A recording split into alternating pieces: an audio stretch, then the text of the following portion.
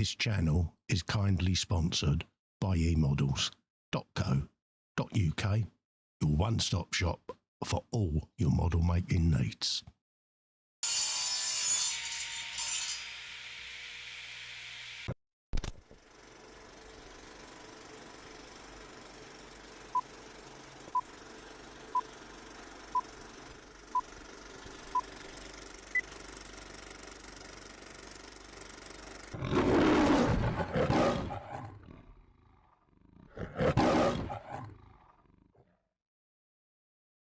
Shut up and sit down. Yes, there you go. I was determined to get in before the black screen of death. Oh, yes. Yes, folks. Hello. Welcome to the fun-filled Friday Frolicking Fun Times with me, Festa Foxx. Who was it there? Hello, I'm Fox. And I didn't mess it up, but then I've just seen PJ's put a comment in, so there is time, folks. The chat, that's what I haven't got. So, yes, well, whilst he's doing that, if you'd like to help keep the channel alive and keep supporting me, it's the usual blurbage in the bottom right-hand corner there. Support this channel, patreon.com/Festa67's workshop, or click the join button below or the $sign to Superchat. All goes in a big pot. And it helps pay for all of this. So I'm going to do a little bit of scrolly uppy kins whilst his lordship's loading the chat and do a bit of howdy doodly doodly and all of that lot. Chat is loaded, thank you. Right, we got Carl in from Carl Modeling. Says, good evening all. I thought I'd say hi in case I nod off before. Let's whisper, because we don't want to wake him up. Yeah, we don't want to keep him too awake. David from Sprummer Glue is in. Says, hi, Festa Foxx. I'll be watching you on the big screen. Hello, David. Love to see you, mate. Hey, you could get a load of ASMR views if we keep this whispering up like this, you see. Absolutely. That's me saying I can't wake up and howdy doodly to David, etc. Bill's in, says, hey, it's the monkeys. Hello, Bill. How you doing, mate? Hey, Bill. McLeish goes, Wilkinson, you lad.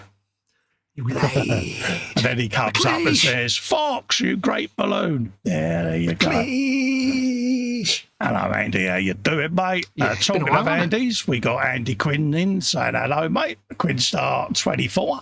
Evening all. Hope you have a great show and evening all in the chat. Hello, Andy. Hope you're doing well, mate. Everyone's telling Cole to wake up. Paul is in, says, greetings and salutations, ladies and gentlemen. We've been forgetting to do a girl's name for you, mate. So have a word with Ivy, mate, and ask her to come up with your girl's name for the month. I know we're a little bit late, but yeah, we kind of forgot that you always have a girl's name, mate. And well, yeah, you know, we forgot that. Kind of miss it, mate, to be honest with you, because can't have you. If nothing comes up, may I suggest Esme?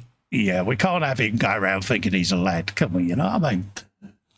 And he's saying hello. He's saying hello to SMC. He says, I slipped the Walton 20 quid and hopped over the back fence. Happy days, mate. Let's have a look. Scrolly on the chat there. Let's find out where it's gone. He says he slipped the Walton 20 quid, knocked over the back fence. Cool, that ain't bad, mate. 20 quid going rate's quite Absolutely. cheap. Andy says you're on spud peeling duty when you get back. Yeah, so them mailbags, you know, you want to number plate pressing. Oh, yeah. Max is in, saying hello to everyone. I hope you're all doing all right. Hello, Max. How you doing? Hey, Max. PJ's in. He says, frolicking frolics. It's the Friday frolicking frolic. Good frolicking morning, Colin Fox, and all the Friday frolicking frolickers in the Friday frolicking chat. I think I need to make this harder. There you go. Yeah, it's too easy for you. You're just breezing through. I just have it in the determination now. Oh, I have messed it up a couple of times over time. Yeah, but we love it when you do. Absolutely. SMC saying, not a good idea. That's how I sliced the tip of my finger the other day. I don't know what you like. I'm the one that's supposed to do all the stability. That's my job. Yeah, bless him. Everyone saying hello to McLeish. He says, good gravy. Who let those two in the screen? Happy days. Yeah, just when you thought your Friday and your weekend was safe, us two pillocks come along. McLeish goes, Lewis. Lewis. I'm ahead in chat, and I can tell you Ivy has chosen Annabelle. Yeah, no worries, mate. I was literally just about to read a comment out. All right. That's all right, mate. Go on, I'll have a breather. Carry on. No, I was just doing that so we had a name. No, you do that because I can acknowledge Rob, mate. So you read the next few out. Yes. Can't have you not been able to speak. No, that's okay. Where are you up to? Goody, JC Briggs and Bills, we've done that one. So everybody. Hi, Colin Fox on in chat, says Ron. And he's also put in a very nice £10 super chat. Absolutely. You can see it there on the screen. Very nice. Thank you very much, Ron. Thank you very gladly, Ron Massey. Hugs issued. Oh, yes. Cole says, morning everyone, I hope you're all well. I saw your double kit bashing there, mate, in the gallery. Yes, folks. Get your work in the gallery. It is coming. Yes. It is coming. But yeah, he's done a double. You know what I did on my Insane Blade turret on turret? He's done that, but a rather sexy kit bash of two Warhammer vehicles. So yeah, he's had the saw out. Oh, a bit of hot turret on turret action. Absolutely. So, yeah, talking of saws, what you been up to, geez? What are you doing tonight? Hello. I have not been up to a great deal this week. I've done some. Lazy git. No, I've done something just because it's been too hot to do anything. It's been like, well, sweaty and horrible. I've just been sitting around melting. I have done some, though. I did today start work on the enormous Star Wars Rebels Ghost. Yeah. I've basically matte varnished all the interior. I'm not going to repaint the interior. I'm just going to overpaint it, like add to it. So I've matte varnished that so I can start doing detail painting and weathering and stuff. I also did a little bit of the Perfect Grade Strike Gunman, filming 3 models. Did that earlier on in the week. Yeah. But other than that, it's just been too warm to do anything. So I've just been chilling out and chilling. Exactly.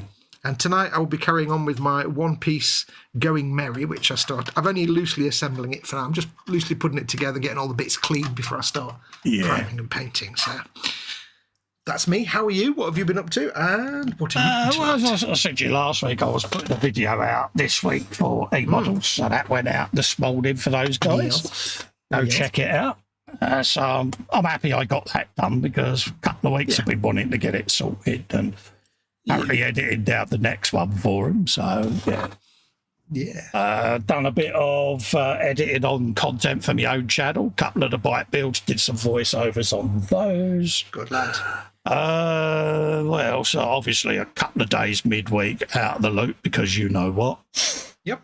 So I lose them every week at the moment, and then yesterday was a rest day because of that. And today just setting up ready for this, you know. So I did a bit of painty and decaling on my tyres on Tuesday, so I did that.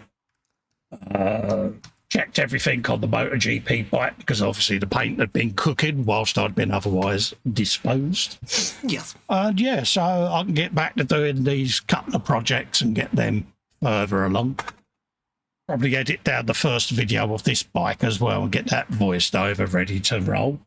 And they'll all be going out in the members and patron links for the time being, and then I'll upload them to the main channel after a couple of weeks. So, yeah, it's just getting back into the routine as we're getting through August, and my main distractions, how can we say, are coming to an end. I can settle down a little bit now into a more established routine, you know. So, and we're getting past all the hot weather as well, which made it even worse. Yeah, that makes no difference to me treatment, does it? You're going to have it whether it's hot or not, mate. But no, I know. But I mean, sitting at the bench when it's hot, isn't it? Yeah, I'm lucky in that respect because I tend to do all of this overnight anyway when it's cooler, so I can get away with it because I can have my side door wide open next to me here and get a nice little cobble draft in, should we say? That's true. So, a little bit of stuff for remodels just to keep up to speed with that because I want to get the Sherman tank to the point where I can get back probably, I might even go back and do my solo live stream with it, you know what I mean, to do like a chip-in stream or something like that. And yeah, because there's so much. It's not like there's millions of things to do. It's just it's so big. It takes a long time to do all the things that you do need to do. As I was literally about to say, mate. Thank you for that, because I had to breathe at some point and I knew you would jump in. Dominic Cuckoo's in. He says, good morning. Good morning, Dominic. Good morning, Dominic. Lovely to see you, mate. I hope you're keeping well. So, yeah, it's been nice to start getting back to it. I'm also looking at the schedule. 31st of August, folks. First Monday, that would be the first week of September. I know it's the last day of August. 10 p.m. over on the E-Models stream, we'll be popping the Monday E-Models show back in, folks. Yes. Okay? So I said I would be looking at getting it done as soon as we can get it. So, so that's when it's going to be going in. We'll do a post and everything beforehand. Yeah. And I'll get it all uploaded, ready to go, and then I'll just put the links in all the usual places where I post the frolic. But it'll be 31st of August, be the first week of each month going forward. Well, actually, no, it'll be every Monday, won't it, you melt? But, it'll be that first week of September, should I say.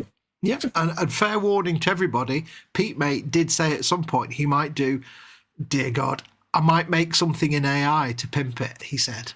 Oh, my good God. Like an AI image of some sort. And it's like, you know what he's like. Yeah. So expect AI images. Did you want to tell him about some of the changes that you want to do?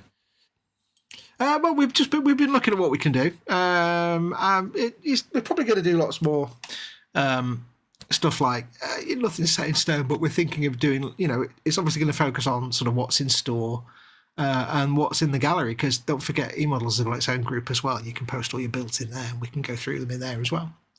So it'll probably be just a very similar format to what we do here, won't it? Just a little bit, we'll sit at the bench, we'll go through what's in store, we'll show what's in the gallery, and we may, or it's not confirmed yet, but we may or may not potentially have a special guest. Exactly. Co-host, possibly, maybe not permanent, we don't know yet. I don't know if the person involved actually knows yet, but you know what Pete Mate's like. So that's not confirmed yet. But yeah, that's kind of what he's in jiggle mode, folks. He's in jiggle mode. He's tampering. Yeah. Pete Mate is having all these ideas and having thoughts. It's never good when Pete Mate has thoughts and send you a message. I meant you. Oh, me. No, I'm not in jiggle mode. But so that's the rough plan. That we'll be back on that Monday. So that should be good. So make sure you tune in for that. Absolutely. Right. Let's crack on. Can't think of anything else we got to announce, to be quite honest with you. No, I think that's about all the news and stuff so far. Absolutely. So, yes, we've been having a good catch-up with Pete and the crew at E-Models this week. I must admit, it's been a laugh. Yeah, we have. Yeah. Well, a lot of stars have aligned now, haven't they? So. Well, yeah, exactly. And I will say as well to Pete and James, thanks for taking the time out to send us some messages of support. It really does matter. Yeah. So a nice chat the other night. Big thanks for that, Pete. And I had a nice one from James as well after I emailed nice. E-Models as well. So big thanks, mate. It means a lot. Yeah. We do care, bless them. We do take it seriously, don't we? We do put a lot of stock in our E-Model stuff. Yeah. It kind of had a slight telling off in it as well about real life coming first. The usual that I get from James. Yeah. But I saw that, yeah. Because he knows that, he knows what's going on. Yeah. Oops. It's funny. Yes, they are a good crew. Everyone said hello to Dominic there. Don't forget in the chat there what you've been up to all week. We're all a bit bored, aren't we? Because we've got no cars and bikes going around in circles this week. So it's So yes. What will you do without cars and bikes going around? Exactly, Just have to because sleep till the next season starts. I had an early 60th present last week because it got brought forward a year because of things going on and all of that lot. So, yes, I got carted off to Silverstone last weekend for the British MotoGP. And so thanks to Helen and Lex for that, getting me out and about. I was let loose in the chair. Dear Lord. And yeah, didn't cause utter chaos as they thought I would, which was good. I saw for nothing them. on the BBC News website, so you must have been well behaved. So big thanks for that. So yeah, to the folks that took the time to come and chat to us at Silverstone, and especially to the workers down there that do it, and marshals and all of that. But the local workers down there couldn't have done enough for us, you know what I mean? And you know, the disability features down there are second to none. But the human touch was there as well at the stands. I mean, to the point, one of the guys there that was working there came up and he said, you're hydrated, you got bottles there with stuff. I went, yeah, the wife's got some juice down there. He said, how much is in your bottle, mate? And I said, oh, it's nearly halfway there. So he went over to her, got all her empty bottles, got her to put the concentrate in, and went down and refilled them at the water stations, brought them all back up. There you go. He said, at least I know you're hydrated, bless you. So, yeah, little things like that go a long way, don't they? Yeah. You know, but, yeah, and the facilities down there, you know, the main stand we were in had the wheelchair access and all of that lot. So, yeah, me going up that ramp there, it was a bit like the video Paul Lyons has put up in the group. Started off as a Zoom chat gag, and I said, bung it in the gallery. I don't mind a bit of mockage, mate. Yeah.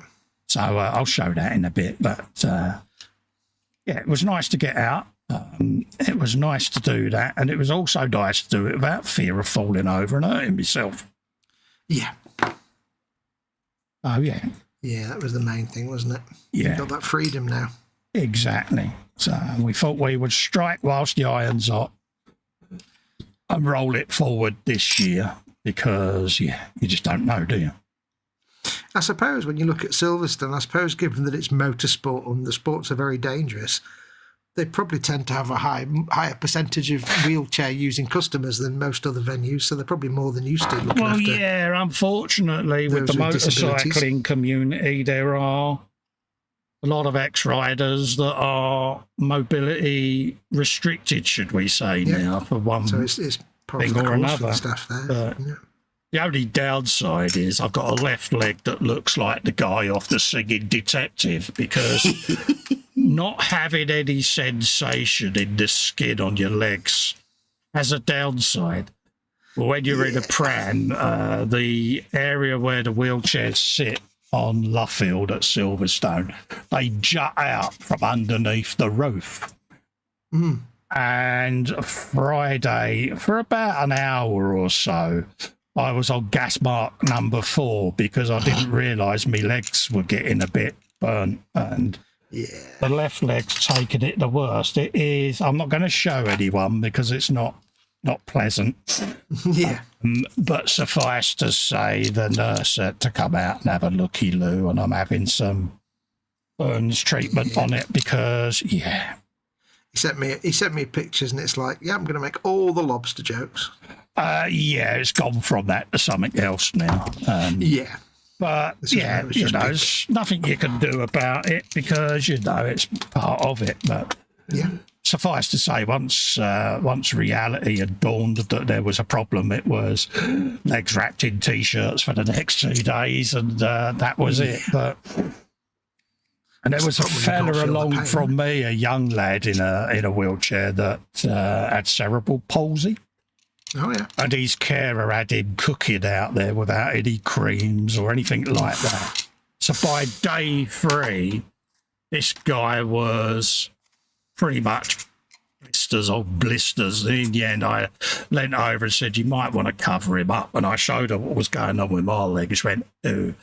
I said, every day you've been here, I said, I've not seen him have a bit of sun cream yet. You might want to do it. I said, because he's cooking, love.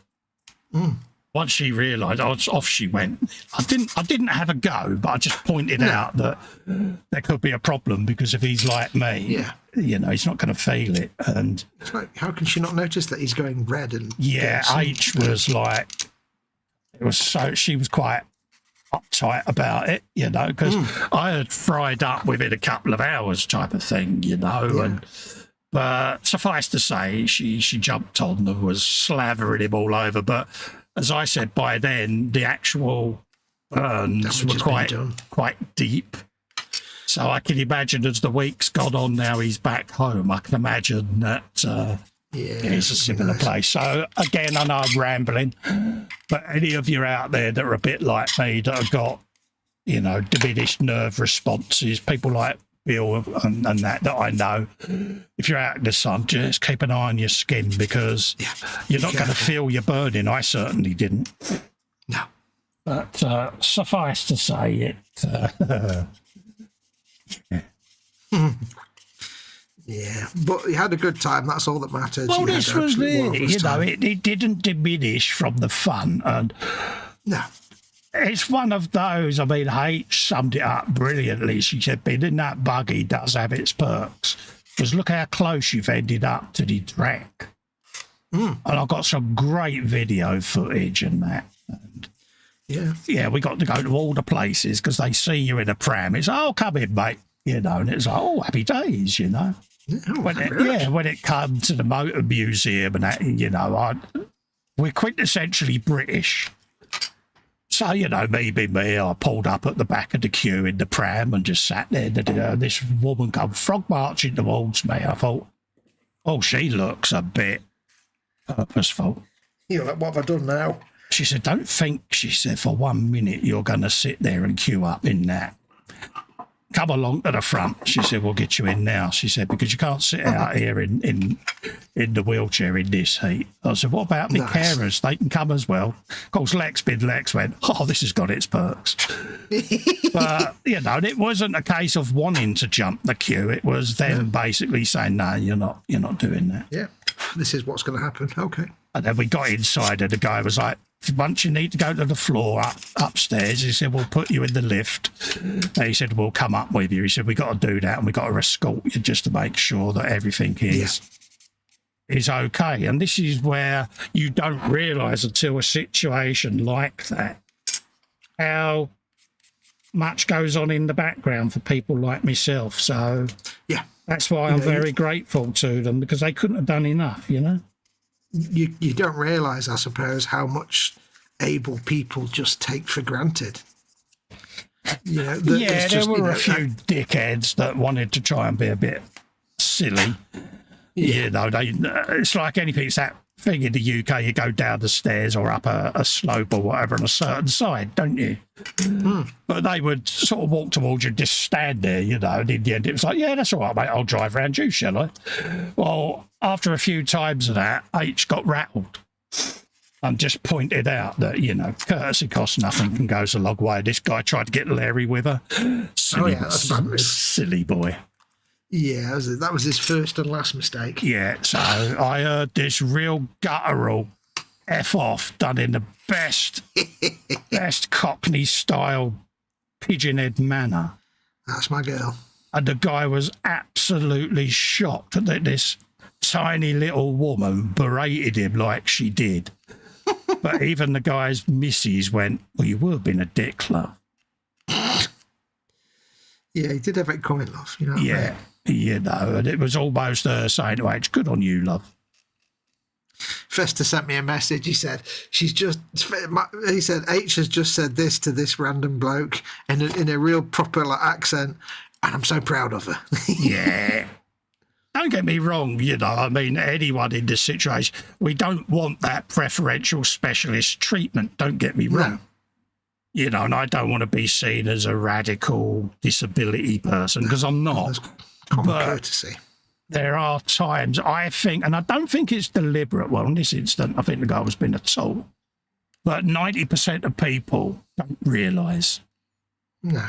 Because it's not them. It's not happening to them, is it? So, no. But then when people do, you know, I mean, I was getting by with the usual courtesy of, oh, I couldn't just sneak through, mate. Especially if it was a queue across the pavement or whatever. Yeah. You know, and they know, oh, yeah, sorry, mate, didn't realise yet. How bad, blah, blah. So, no, thanks a lot. And off I would go, like, you know, didn't think of it. But then every now and then you would get Mr. I don't want to move out of your way. I'm going to stay in your way because I'm a twat. Yep. Next line. Really? Come on. Is it really that hard? Yeah, so there was a bit of that, but not much, don't get me wrong, but it was just the odd person that would have been a bit of a knob. But, yeah. You know, it's... I mean, I never really appreciate it. I always knew, you know, that people with disabilities struggle with so many things, but it wasn't until, you know, I had to get a wheelchair for Mama Wolf to wheel her around. Yes. That I really began to understand just the simple things of, you know, where we need to go doesn't have a ramp. That's really a pain in the bum. Yeah, tube stations, things like that. Yeah, like Mum's local chemist, there's no ramp. Well, that's a bit rubbish for a chemist, isn't it? Come on. Yeah. So things like that. And it's only when you have to deal with that that you start to realise, actually, it really does suck. Yeah, you're right, Bill. He says he's noticed it's using these walk-a-wall people say hello in passing, especially old ladies. Yeah, you get the odd little old bint that will say, oh, you know, so cruel, someone so young in one of those. And I'm like, bloody hell, I'm nearly 60, love, but thanks anyway. The little old ladies like the blokes with the walkers because they know they can't get away fast enough. Yeah, I mean, when I was on the sticks getting about, especially on the tube and that, because you're upright, people don't realise that you're actually dottering along on sticks because you're at their head height. Yeah. So you'd get a lot of hustling and bustling in high volume crowds, whereas in the pram, it's the opposite because you're so low down. You get a lot of backsides and crutches appear in your face, and you're like, it's like, oh no, all the farts. You know, it's like, oh, there's a plate of chopped liver. Oh, what am I going to do? Oh. You know, but you begin to laugh at it. And it's funny. We was waiting to go into the museum at Silverstone, where you go along the side of the crowd to go to the front, and there was a woman and her husband stood there literally, you know, about to walk in, and he cracked out the best part that I heard all weekend. And I looked up at him and I went, cheers, dude. And he looked down and he went, oh my God. He said, I didn't do that right in your face, did I? I went, nah. Luckily, I said it was ear based. I said, but I'm impressed. And I said that you're still we had a laugh about it. He went, he said, I wouldn't have given it a thought. I said, no. I said, oh, I'm impressed that you're still alive, mate. So, yeah, that was it. And, of course, when we went upstairs, he said, if you get any issues, mate, you know, you need a push or anything, he said, give us a shout and I'll come and help you. I said, luckily for me, it's electric and I've got a spare battery. But it was nice, you know, people like that would offer. You know, so we only had one incline that was an issue. It was one of the steep bridges, and I made it all the way, well, nearly all the way to the top, but then twat wouldn't move out of the way. So I couldn't get enough momentum in the motor to take that little bit. And a fella behind me went, how do I release you? He said, to push you. I said, just flick the levers forward. As long as you can get me to the top bit. I said, I'll be fine. He said, yeah. He said, he said, wouldn't get out your way. He said, I knew you'd have trouble getting going again. He said, because my daughter's in one. And he said, but yeah. And he went back after the matey and told him what he thought of him. Yes, had a discussion. But by then, he had already been berated by Helen anyway, so he had a double whammy. Yeah, it doesn't matter what this guy says. He's already had Helen exactly. pull his ear, so. Don't forget, folks, bench, belly, beverage, biscuit, and all of that lot as well. I just want to scroll up and have a look in the chat because I kind of took the eye off the ball because I was having a totally selfish ramble about my weekend at Silverstone, so I do apologise. That's everyone. Tiffany's in saying hi, Dom. Hello, Tiffany. Lovely to see you. Jamesy boy is in. Says hi, Festa Foxx, and all in chat. Just a quick pop in. I've got an early start in the morning. Happy days. Hope it goes all right. James is saying hi to Tiff. Bill says, I just stay indoors and avoid all other humans. Sunburn avoided. Yeah. I don't get out often, but I must admit, H is going to try and get me out a bit more now that we've got said electric device. So, there is that. The thing is, as well, not that it hasn't been said several times for Lex's and Cal's benefit, but now means you can get around Warhammer World easily as well. That was mentioned. Oh, yeah. Because Lex, he's, I don't know what we're going to do for next year now that we bought this forward. I went, Warhammer World. You And were I like, did "Oh, it know- as I the know what cough, you're and he going to looked do." down and he was like, subtle hint noted.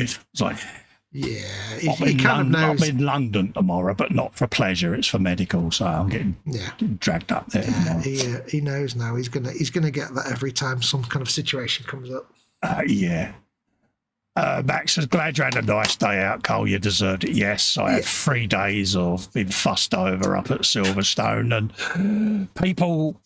a lot of people not going to GPs, both F1 and MotoGP, because they're like, oh, it's too quick. The bikes just go, and they're gone.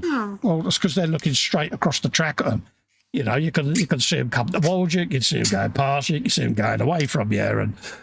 But for me, it was that close-up smell of the oil, and I've just been that close to it because, you know, I'm the world's most frustrated biker. You know, I can't do it no more. I can't drive no more. So you can't take the petrol out of a petrol head, I'm afraid. And no. Yeah. And the other reply, of course, is, oh, no, you're absolutely right. I guess that's why nobody ever goes to racing events then.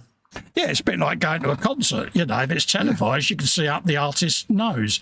If you're at the back of the stands, they're a speck on a big screen. But you still want to go to that live event because you want that live show experience, don't you? Yeah. And, you know, I can't travel abroad now to the MotoGPs, and Silverstone have been out of the loop for a while because of me mobility on sticks. But like H was, well, we've got the pram now. She wanted to take me next year for me 60th, but with what's been going on recently, it's like, look, let's just do it now whilst we can, just in case things don't turn out as we want. So it got brought forward. So fingers crossed, we'll do Warhammer World next year, and you'll be seeing me gunning around Warhammer World in the pram. And if we do manage to get it booked and that, I'll just put it in the thing that we're heading up there. So if anyone else is up there that wants to come and say hello and meet my divine missus and myself, they're more than welcome. Yeah. It's funny, you know, I've only ever been to one live concert. I've been to concerts in like the trade, the whatever it was called, Free Trade Hall in Manchester, a number of times. Yeah. Classical and jazz and stuff like that, but I've only ever been to one actual concert gig type thing, arena type thing. And that was, unfortunately, I would say it's cool because it was a Jar concert. Yeah. Did you have Whispering Bob at the jazz going?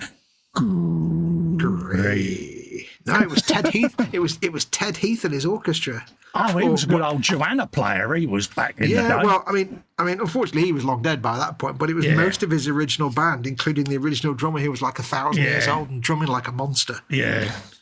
But sadly, the only live concert I ever went to was a Jar one, which should be good, except it was the Chronology tour. And it was like... it wasn't his best, was it?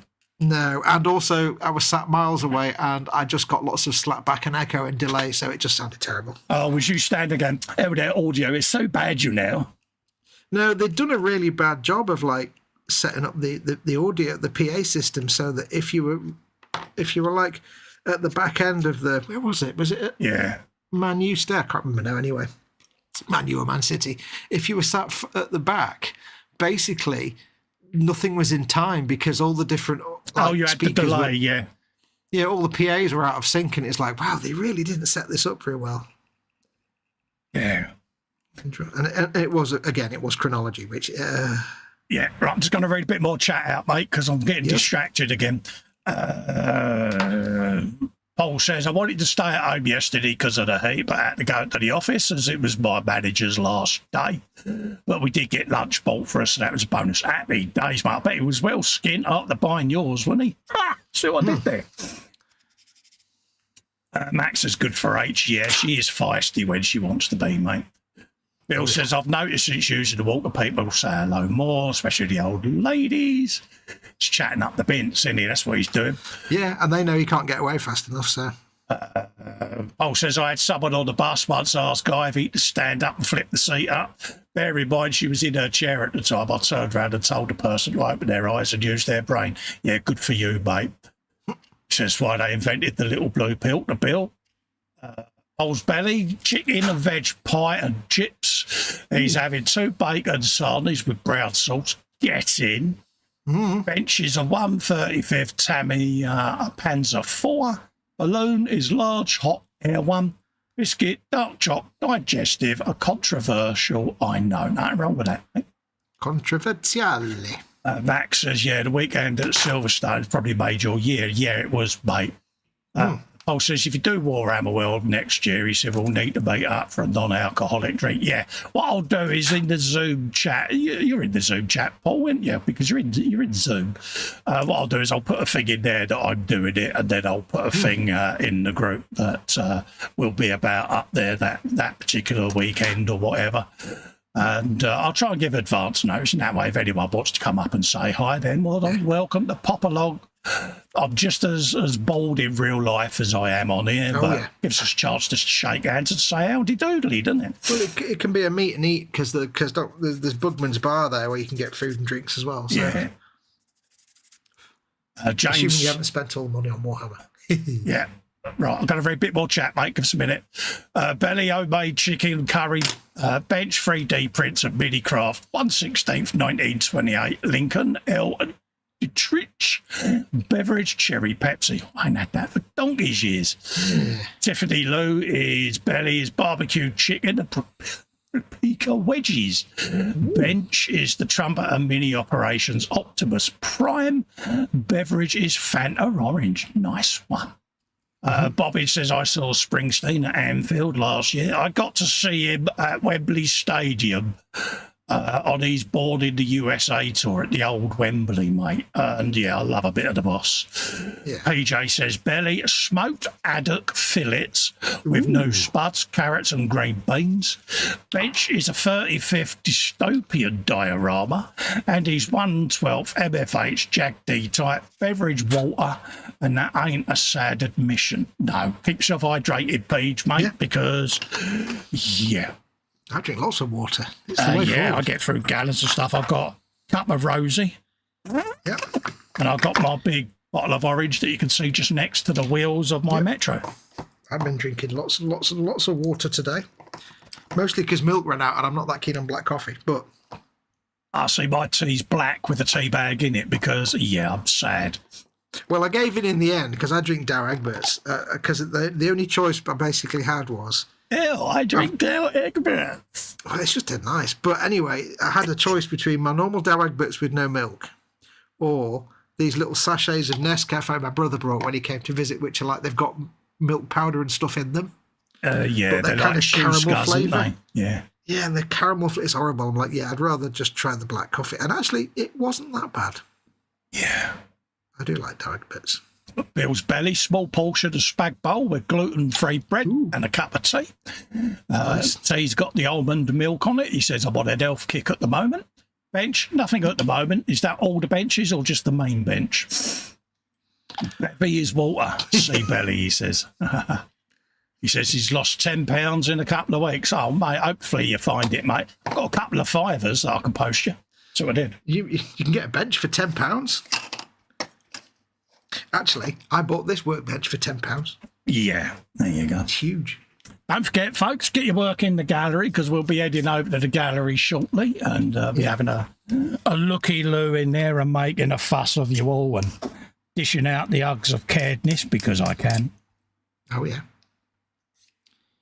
Yeah, our local recycling place, waste recycling stuff, they do a thing called Renew. I don't know if it's countrywide or what, but basically anything that's not completely knackered, if you put it in a special container when you go to the tip, they'll just do it up and clean it and refurbish it and sell it at a cheap price. Yeah, we do that down here. They repurpose it. Yeah, and I went in there and I went in there basically to look for something to use as a workbench, and I saw this table, and I fell in love with it straight away because it's like hardcore heavy duty table. Yeah, it's just the right height. And it's got pull out bits on the side. I was like, how much is that table? And it had loads of lamps on it. And she went, well, that's actually one of our tables to put lamps on. She said, but you can have it for a tenner if you want. I'm like, yeah. So I got this table. Happy days. And it's proper solid wood. So compared to my last one, which was a 2-piece paste table that had a big dingle in the middle. Yeah. So I'm glad to have a big workbench now that's proper Big solid wood. dingle in the middle. Yeah, you mean the Well, hinge. you know where they kind of meet up, like, the hinges. Yeah. So now I've been able to get rid of my big plastic thing I had, just a mat on the table now. It's great. Yeah. Gives you a more stable bench, doesn't it, as well? Yeah. Stable dingle. Fox, you should keep some long life milk in the cupboard for those emergencies. The thing is, I don't use milk for anything now apart from coffee, and the fact that I didn't actually mind this black coffee was like, maybe I just don't need to buy milk now. Yeah. Because I rarely eat the cereals, so... No, I don't have cereal and that, so my milk intake is minimal, well, it's non-existent at the moment, because I drink black tea, I don't drink coffee, so... Yep. So, I might consider just not bothering with milk. Yeah. Also, I couldn't be bothered going to the shop. I'm like, I could go to the shop and get milk, but it's like 1,000 degrees and I really can't be bothered. CBA. Yeah. So this is the best way to eat healthy. Just don't bother going to the shop and buying crap. Absolutely. Carl has had scampi and chips and mushy peas. Get in there. We've not had scampi for years. Bench is a 1/16 55 Bel Air. Beverage lemon squash. I actually misheard what that car was then. Nearly. Ron's Belly Fish and Chips, beverage coffee, bench mini bookend magic wand store. It's in there, mate. Doing a book nook, bless him. Yeah, it's a book nook, isn't it? Yeah, happy days, mate. Yeah, get some pictures in the gallery, young Ron. You know you want to, mate. Go on. I do fancy doing them book nooks. Yeah, they are good. I've got the wooden music box that Natasha sent me that I'm going to be filming. Nice. Hopefully I can start filming that during the week, just as something different for the channel. So I'll be filming that because it's a gift. I won't live stream it. I film it because I like to make a fuss over folks who do that. You need to give it your full attention, don't you? Yeah, the eagle-eyed may have noticed I put a Prezi video up because James, Alicia and Shania sent me a little box of goodies. So thank you, very glad for that. If you haven't seen it, to me. Go and give it a watch. And there you go. I did pimpage there. You did. And I got to tell you, mate, that was a good haul as well. That was that dragony thing. Oh yeah. Oh yeah, it looks sexy, doesn't it? So much good fun paint to be having that. Did you like my pronunciation of it? I went for it. I gave it a go. Yeah, I think you did all right. Yeah. I didn't pull back in dread or horror, so you must have done all right. If it had been Russian, I would have nailed it. Yeah, that's the one thing you do quite well. You do duvets there, don't you? Everyone's saying hello to Carl and Ron, Jamesy boy. Bill says, my usual cook-up of spag bowl is 1 and a bit servings, which is now 4 servings, with 3 going in the freezer. It's a bit of a shock realising you don't have to eat that much in one go and not starve to death. Yeah. Yep. Marcus is in, son. Hello, Marcus. Hey, Marcus. How you doing, mate? One of them figures that James sent me's doing a Marcus. It was like, yes, you may have got an inadvertent plug in that video, mate. Everyone's saying hello to Marcus, and Marcus is checking with Carl to make sure he's still awake. Tiffany says, I love building a book nook. There's something about doing them. I did one a few years back for the wife. Yeah, she's an avid bookworm, bless her. What are they? They're wooden card and paper and stuff. Yeah. It's basically about the thickness of about the thickness of the Lord of the Rings. Oh yeah. And it's basically the front of it is exposed, and you've got like little streets along the side and a light. If you get a decent one, you might get a 45-degree mirror that looks like it's going round the corner. And cool. I think I did Diagon Alley from Harry Potter, if I remember rightly. Oh. With ye oldie storefronts and lampposts and all of that lot. You can get them in all different things now. And ye oldie. Oh no, look, puke gold. That needs to be repainted. Oh, you like a bit of gold? Little puke, yeah, but not puke gold. Yeah.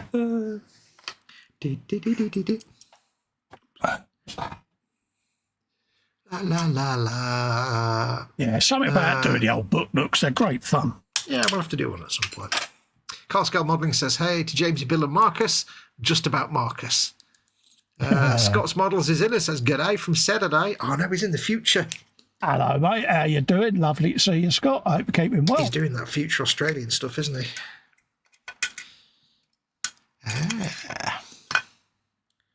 Right, that's that. Let's bung you on a pair of tweezers as well. Yes, I did. So I did a bit of filming free models this week. I did a little bit more on that perfect grade strike Gundam, which is huge. It's all the maximum hugeness, is it? Yeah, and considering it's a 2004 perfect grade, it's actually really good.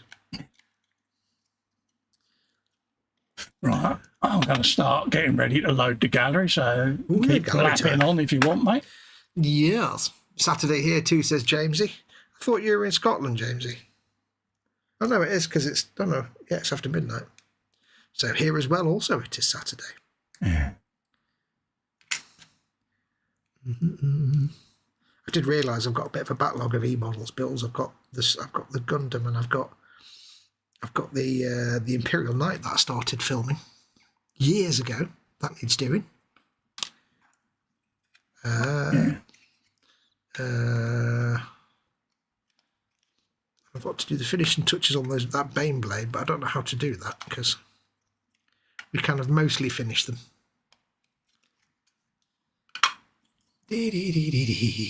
I'll back on a minute. Revo Dave is in and says, hi all. Hi Revo Dave. Welcome. You arrived just in time for the gallery. Happy days. One. And that helps if you share the right one, Cole, doesn't it? Sorry about that, folks. Oh, there you go. Scott's Model says, hey to Jamesy, Bill, Tiff and everyone. Hey, Scott's Models. Get in there. And Tiffany asks, quick, what are tonight's lottery numbers? Right. Crack on. Rightio, mate. First up, we have got Ron. Let's just get myself comfortable. It's got to move me leg. Ooh. He says, myself and Mark will be doing this kit on my YouTube channel, and it will be done every Friday. Good plug. Good plug there, Ron. See what he did there. That was an impressive bit of pimpage. And he's doing the M36 US tank destroyer with a geezer. There you go. Look at him. He gets to weather. Not only does he weather the tank, he gets to weather them overalls. That turret must be rubbish when it rains. Why? Will it just like fill up like a bath? Yeah, the angle of it looks open. That's actually the hatch, isn't it? Yeah, it just looks like it's an open turret. Like, oh well, at least you come out clean. Yeah, Paul says, don't share that secret screen H doesn't know about. I once did a live stream with a individual. On the right-hand side of his screen was a full... he had like a pop-up of the history of the sites he'd been to. Oh, yeah. And I had to remind him. I said, you might want to shut that down, mate. I can see your porn history. Awkward moment. It was quite funny. Yeah, you might want to check things like that before you go on a live stream. Yeah, it was like, a lot of it was like, what can we say? Brides from certain countries, and yeah. What was the girl's name tonight? I've already forgotten. What, Paul's girl's name? I don't know. Yeah. I can't remember whether he gave us a girl's name. Yeah, we did, but I've forgotten it. Anyway, he says it's an open turret. It is an open turret, he says. Oh, right, yeah. Happy days. Yeah, that's the Bobbins in as well. Hello, Bobbins. If I didn't acknowledge you earlier, mate. Big elderly doodly to you, mate. I hope you keep him well. Ooh, nice bogies. Yeah, so yeah, got straight for the bogies there, mate. You want to get yourself tissue, Ron? So I did. Annabelle is tonight's girly name. Annabelle. There you go, mate. Annabelle. My bad, mate. Just I didn't want to have to scroll up again, mate. I'm too lazy. I'd forgotten as well. I'd forgotten. Yeah. But there you go. Have you some of that? That's going to be an interior job, isn't it? Because it's an open turret. Yeah. Nice one. Gets to do all that shipping and all of that lot. The weathering. Yeah. You're going to be in your element there, Ron, mate. You spend hours and hours just doing the weathering on that. Oh, yeah. I mean, I'm looking at the front of that straight away. Yeah. Just them leading edges. You know what that needs, don't you? That needs a bit of that putty and glue texture added to it. Yeah. Cast metal. Yeah. If anyone wonders how I did it, it was Humbrol liquid poly and Humbrol putty. Mix it together and it makes like a gloopy paste. That's what I've done. Zimmer, is it Zimmer? Yeah, Zimmerit. It's the very one, It comes in handy for doing that. Hans gave me the original tip as a seam filler. Yeah, in the day. It's great for that kind of cast metal. Oh, mate, yeah. It's so good. I said to him about replicating the texture, and he said, yeah, just mix up some of that. To texturise the whole lot rather than just going along the seam, because otherwise you'll end up with a strip. Dad joking coming. Bill says, if you have more than 4 tanks on your bench at any one time and you're swearing a lot, you've probably got a bad case of Tourette's. So it did there.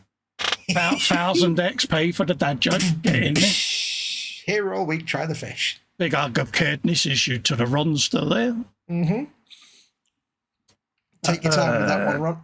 Absolutely. Paul says, Adele even, Annabelle even, says that's similar to the M10 Achilles I did a few years ago. I love doing the weathering on that. Yeah, I'm going to be doing the 1/16 Sherman weathering, and I am tempted to go back to doing my solo live stream on a Wednesday. Yeah. I mean, watching you do that 1/16 tank, it's making me want to do a 1/16 tank just for the fun of the weathering. It's like, so much to do, because you can get to do like big mud and big pebbles and grass tufts. You'll do a far better job than me, mate. No.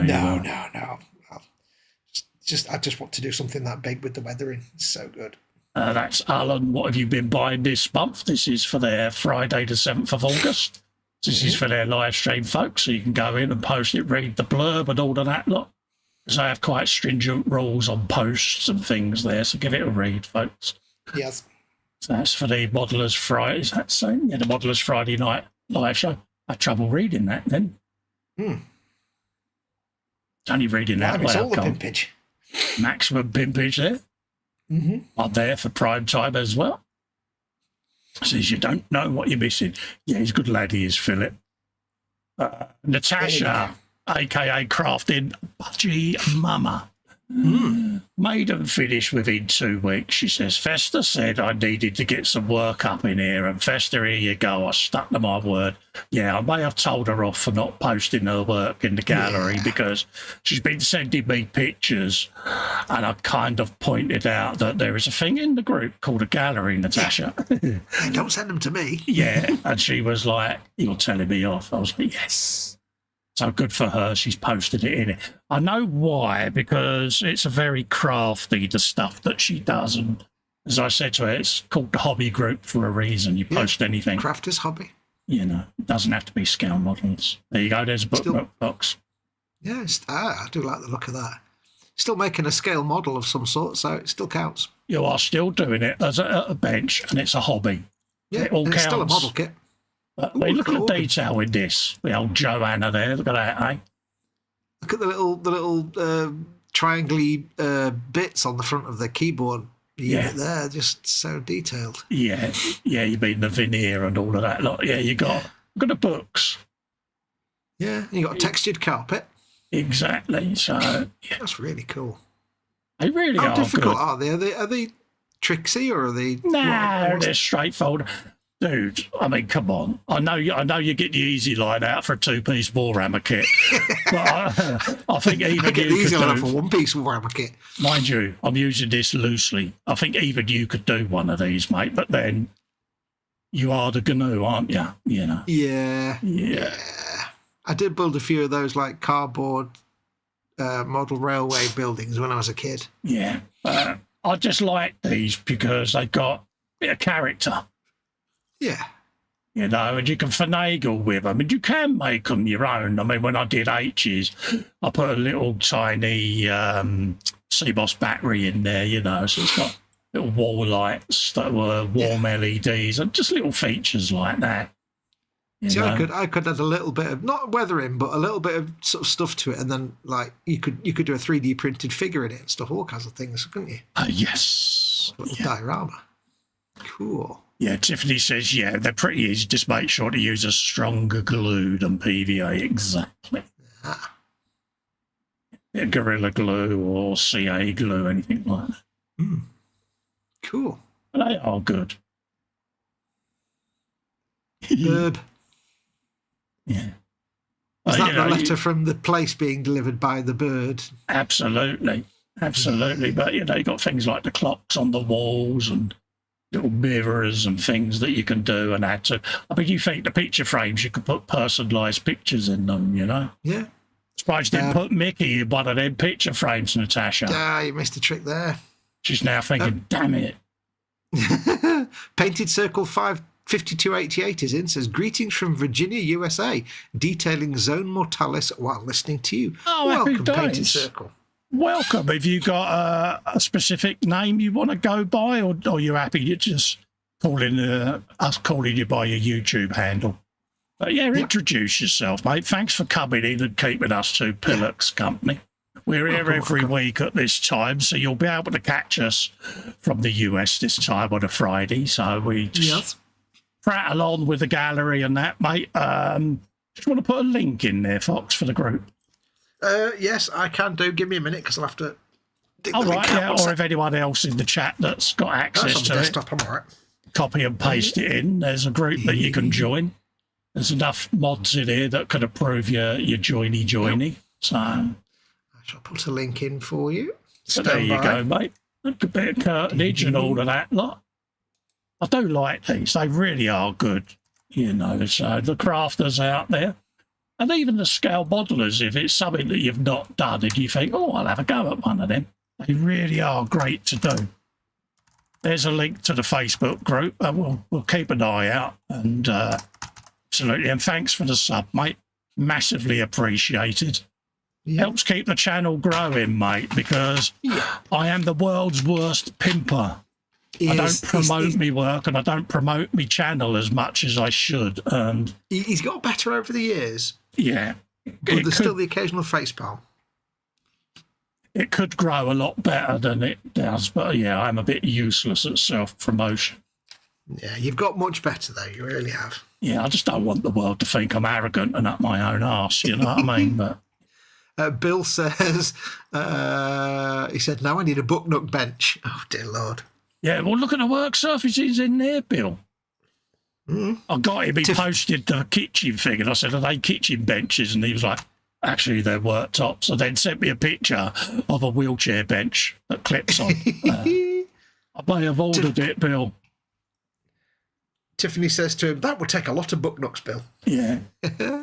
Yeah. So, because he said if I order one, I'll be king of the benches. Yeah. But it's ironic. I ordered it at the suggestion of Mitch. Ooh. She said, oh, that'll be good. She said, because you could be out sit in the conservatory in your pram. She's going to do a bit of buildy with the front doors wide open. Yeah? Oh, yeah? Didn't need a second chance, mate. And I did snigger under my breath, I must admit. No, I bet you took her up on that faster than something that's very, very fast indeed. You've got an owl in there. How's about that? Owl. Superb owl. See what I did there? How's about that? I like the way Go on. No, I was just giggling at Adele, Annabelle even. Festa, if you're up your own arse, that's self-pleasure, not self-promotion. Yeah.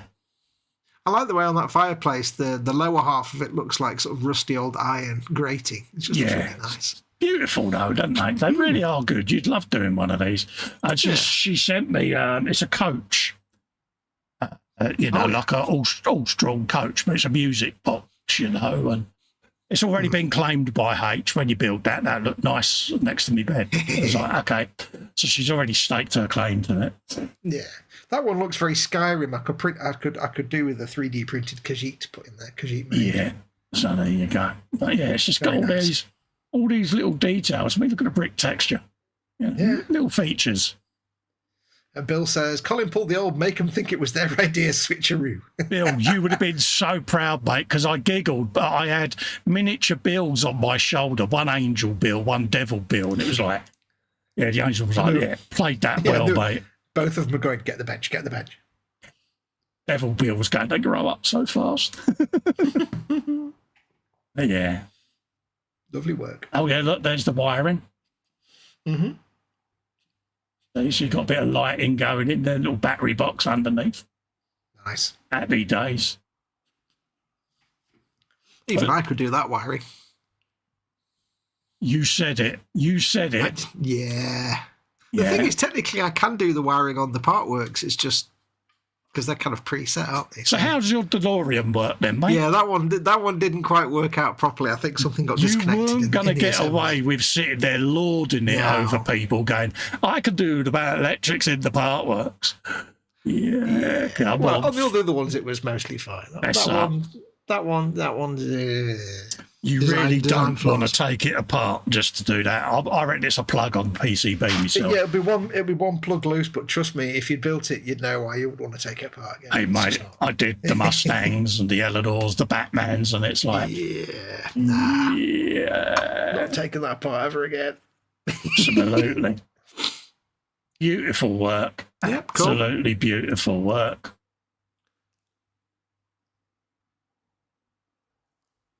And again, you know, even though that's going in on a bookshelf, even the art on the sides is just beautifully done, isn't it?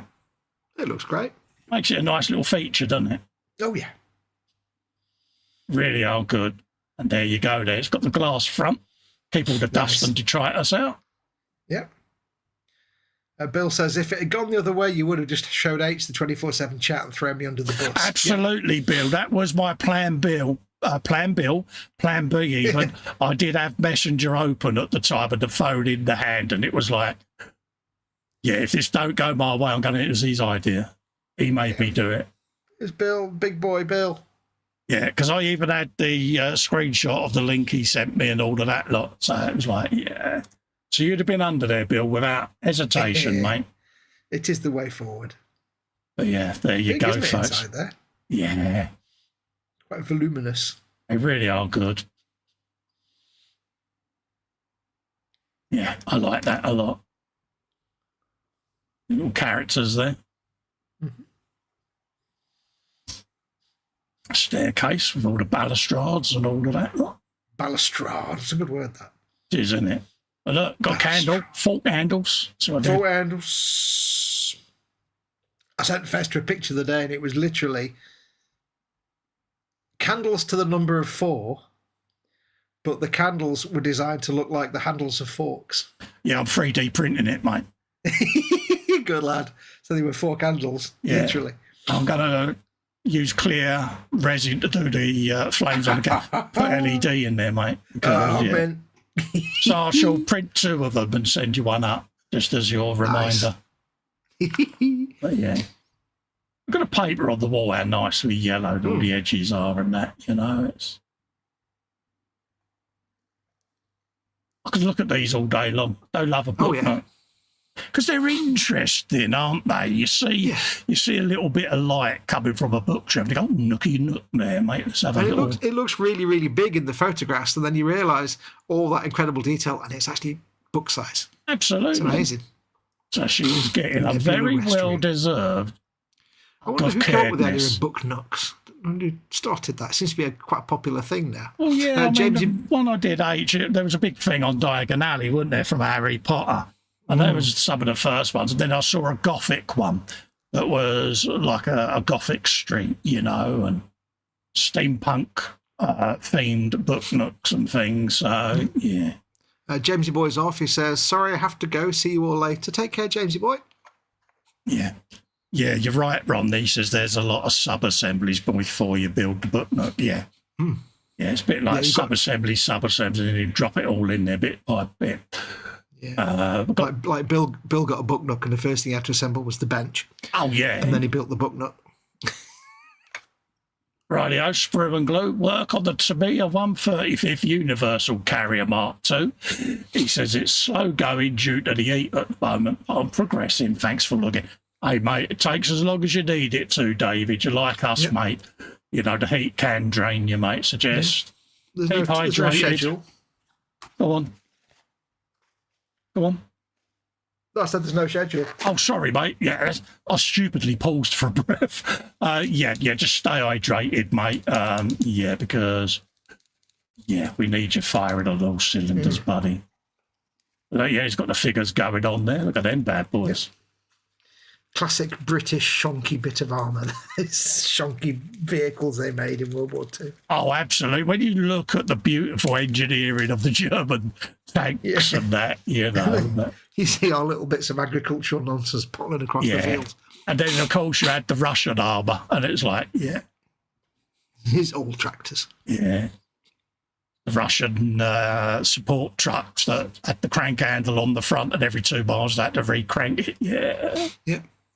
But on the plus side, they had 8 billion tanks. Yeah. And it was, you know, if you punched the front of it, it would dent, wouldn't it? Very, very thin metal. Can you imagine me and the guy in the back? It's like, you're going to jump out? Actually, I can't. I'm stuck. I can't get out. I really can't get out. I've not got the angle. I did a Mao tank diorama for the 100th anniversary of World War One. And that had the interior in it, and it's only when you had the lid off and you saw how compact that was. Yeah. Could you imagine? Because obviously it was one of the first iterations of a tank. Yeah. Could you imagine the guys spending all day in that thing? You know, it's. I watched a drama documentary. I don't know quite what you call those, but anyway, it was about the crew in a World War One tank, and it was a true story. They just dramatised it. Yeah. And it was hell because all the fumes from the engine didn't vent outside. Yeah. So they were just in this thing, breathing in all this crap coming off the diesel engine, and it's like, it was horrible. Oh, yeah. It was not a fun experience for any of them. I mean, not only the noise of the bombs going off around you, but the actual noise inside the vehicle with the engine going and all of that. Yeah. It must have been terrifying for them. God, yeah. And there was small arms fire and shrapnel coming through the armour because it wasn't that thick. I mean, it's like the film Fury when you see how compact the interior of the Shermans were in World War II, you know, and just gets you thinking, doesn't it? And you see modern artillery and tanks like Abrams and things, you know, and you look at that and you think these guys are in that, you know, sometimes for days on end, you know. That's the other thing as well. It takes some nerve because, like, think if you're infantry, you've got at least a chance to run around and hide. And if you're in a tank, I like how you word it. Yeah, if you're infantry, you've got time to run around. Well, you know what I mean. You're not. Yeah, basically, if you're in a tank, you're going to get hit most likely, and you can't do anything about it. But it's like, this is where technology's changed so much. You know, in the modern scenario. I won't name names or anything because. Algorithm, but yeah. But yeah, look at that. It appears to have a small beepis sticking up. Oh, God. The front must be excited. Oh, yeah, yeah. I like the radio. That's quite cool. Beepis. Beepis. God, every time you say that, I just think of that bloody squig off. Damn. It's the first image that comes to my... Edward will turn up in a sec. Because don't lie, you always think of that squig off. It's always on your mind. Honestly, I've had nightmares and cold sweats over that bloody thing. Just think of all the lavish, like, glaze coats you can put on that. Big hug of caredness, Drushy Filer. I just named a Warhammer paint, didn't I? You did. You just made the joke and also legitimately tagged a Warhammer paint correctly. Damn it. So far down the Big hug of caredness issued there to David. Yeah. This is Ron. Work in progress of the Shelby Mustang GT350H engine almost done. Mm-hmm. Here we go. It's Billy the old box art there. Have yourselves a looky-loo there. Car.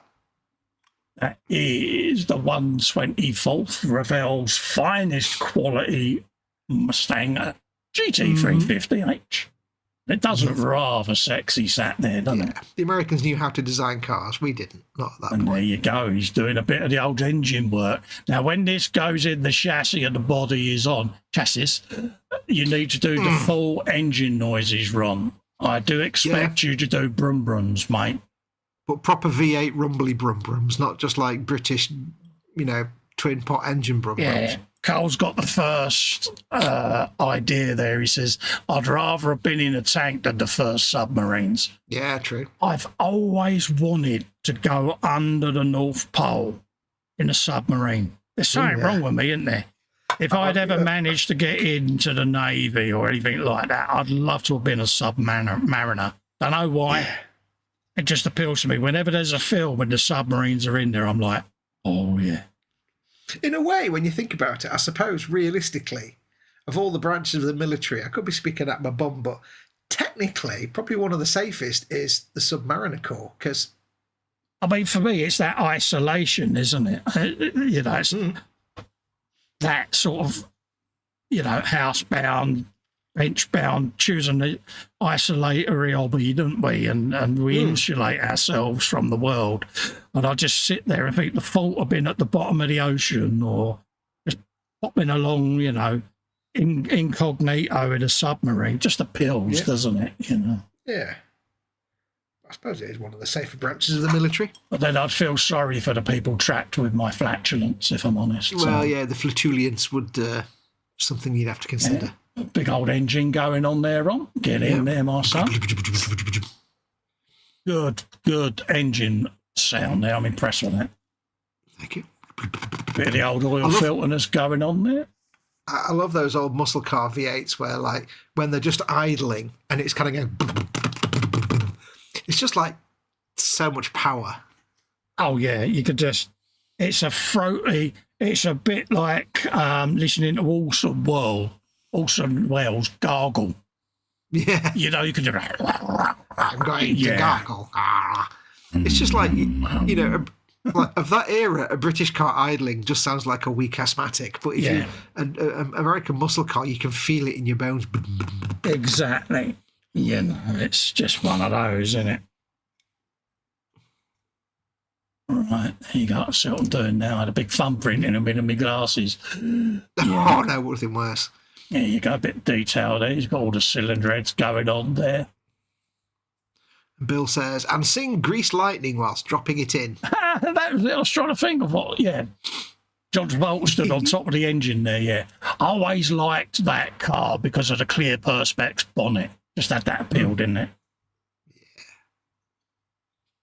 I've always been a sucker for the matte black bonnets on cars. Yeah. How many blokes have got the DVD and keep searching back to Olivia Newton-John in them skin-tight trousers? Come on. We all know you're doing it.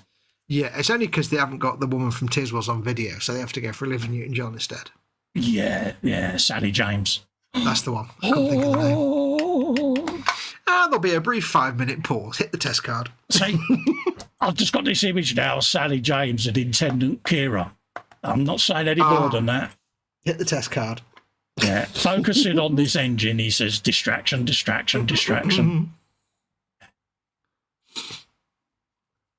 Yeah. Brilliant. You had to bring Intendant Kira into it, didn't you? Yeah, of course. Be rude not to. He's gone quiet now, you see. I am. I am distracted. He's having the thoughts. Yeah, I am distracted, I must admit. This is Ross Medlock. Ooh. Hello, Ross. You're watching this back. Meet the new model-making dog, otherwise known as Elliot. He's 15 months old. Sadly, due to illness, his previous owner can't give him the attention he needs. Oh, well done, mate. Oh, I do like a nice dog rescue story. I really do. Yeah. Because Gary came from a pump. Yeah. And the beauty is that, you know, he's only 15 months old. It won't be long before it's completely forgotten his previous owner anyway. Look.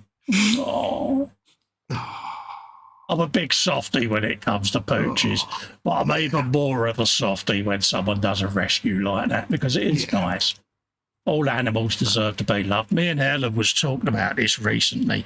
We could never do the thing and go into the centre and walking along the row of cubicles that they're all in. I couldn't walk past. I'd only ever make it to door one and go, I want that one. Because I wouldn't be able to walk along and go, no, not that one, not that one. Because puppy dog eyes, mate, I'd come back with 50 of them. Yeah. Either that or you just stay there with them. Yeah, because, but oh, look. So welcome to the community, Elliot. And welcome, Elliot. Screeches behind the ears are prescribed. He looks like he's pausing for thought. I'm going to have to collar you on that one. I know. See what he did there. That was just rough. Big hug of caredness there, Ross, mate. Well done, mate. In response to your chat of Intendant Kira, Bill says, dead kittens, fizz averted. Oh, yeah, I just thought Thatcher in a thong. It soon took that image out of me head, mate. And I told you Edward would pop in, squishy alert.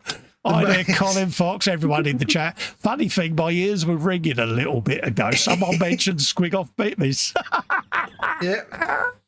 Oh, we said he would. Squig Off Beepis. Panzer's popped in as well, saying meow. Hello, Panzer. Hey, Panzer. Hope you didn't mind me giving you a shout out in my KA.Models video and that, mate. But I thought you're the guy who told me the technique, so did promise you I'd give you a shout out, mate. Mm-hmm. Donald McKenzie says, I'm happy to fix submarines, but I can't pay me enough to go and see any of them again. Brave boys and girls, it's a brilliant community. Yes, I can imagine it's a very, very close-knit community, and I think it takes a certain character to go underwater like that. And yeah, you've got to be very stable, haven't you? In close quarters, people that you can't get away from. You've got to be really. Yeah, I saw that video as well, PJ. Oddly enough, he says, Sally James Tismer's vid came up on his Facebook the other day.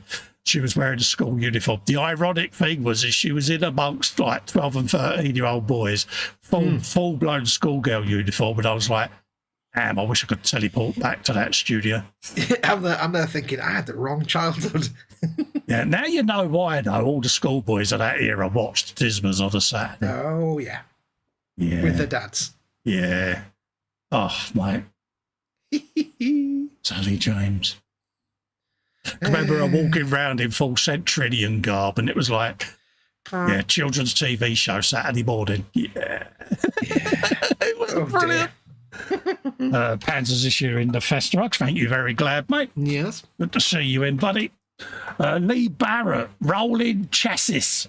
I can do that. Yeah, rolling chassis. Complete on this 1/16 scale Jeep from Tackham. There you go, 16 scale. This is going to be beautiful. I mean, I'm going to zoom in because I can. Look at all the detail. Mint, innit? Compare that to your average 1/35th Tamiya affair, and it's just like night and day, isn't it? 16th scale Willis Jeep has got an appeal to it, I must admit. It's got HT leads on it. Good. Yeah, dear Pete, mate. Yeah, you'll be wishing that I hadn't done the big tank now. Yeah. But no, I like that. I like that a lot. Awesome. I wanna know whether he's going to do the full Jeep noises. Yeah. Big hug of kindness. I'm watching this guy on YouTube at the minute who repairs synthesizers, and he's fascinating to watch, and I love the stuff he does. But he just, because he's American, he describes the thing that the bits are in as the chassis. And it's like, oh. Every time he says chassis, I'm like, oh, a dial. You keep wanting to type in the chat, don't you? It's a French word. Oh, but no. You want to be that person that types in, I think you'll find it's pronounced. No. Yeah. I've had pronunciation police for years on my channel. And I don't give a toss that I say it wrong. It just makes me go every time he says that so many times. I think you'll find it's pronounced. Yeah, whatever. It's like, yeah, I've had the ones when I say stuff, you know, and it's like, really? You my new English teacher? Naff off. Yeah. That was a reminder last week that there'll be no Frolic. Yes. This is more work in progress on the Shelby Mustang GT. 350H, engine and chassis, ready for the next stage. If I really want to wind Fox up even, nearly, then I just say mispronunciation. I've that one's healed over now. That one's crusted over, that one. Justice. There you go. Thank you for the fox hugs, Panda. Panzer. Yeah. Panda. Bit exhausted after doing this, was your runts? What I did. But yes, getting back to Edward, yes, Beepis was mentioned, and it's funny, I said at the time, 5 minutes Edward will be in because Beepis has been mentioned and Squig off. Yeah. It's like, yeah. Then I may have Beepy's radar named was the triggered. Warhammer paint as well. It's like, yeah. Yeah. But already in my head, I've already got an idea of the contrast and the shades, and yeah, it's like Yep. there'll be- That's because there may be dry brushing as well. for the little I'm not going to say what. No. Yeah, the little beepis bleeper. Yeah, Yeah, the little detail, beepis details. bit of a pin wash. Oh, I know. Honestly, I was still tempted to cheat and just put a little pouch on it. bit of an edge highlight. Yeah. But it's the thing is, if we're painting it and we're sitting there with our tongue out, that is going to look so wrong, isn't it? If you put a pouch on it, I'll be so disappointed. Yeah, I don't think I'd live it down. You'd be disappointed. I think Ed would be getting on a plane to come and bitch slap me across the bench, mate. Yeah. At least though, you don't have to add the testostacles. Yes, because they don't have them. So yeah, they're tucked up probably, but yeah, they don't have them. So yeah. There you go. He's mounted his engine there. See what I did? Mounted. There you go. Goodly bit Bill, of the work thing there. is, PJ was on the Sally James appreciation page. Says Amanda, Annabelle. I think there is there may be a Sally James appreciation YouTube channel, isn't there? I think there may be, he says innocently.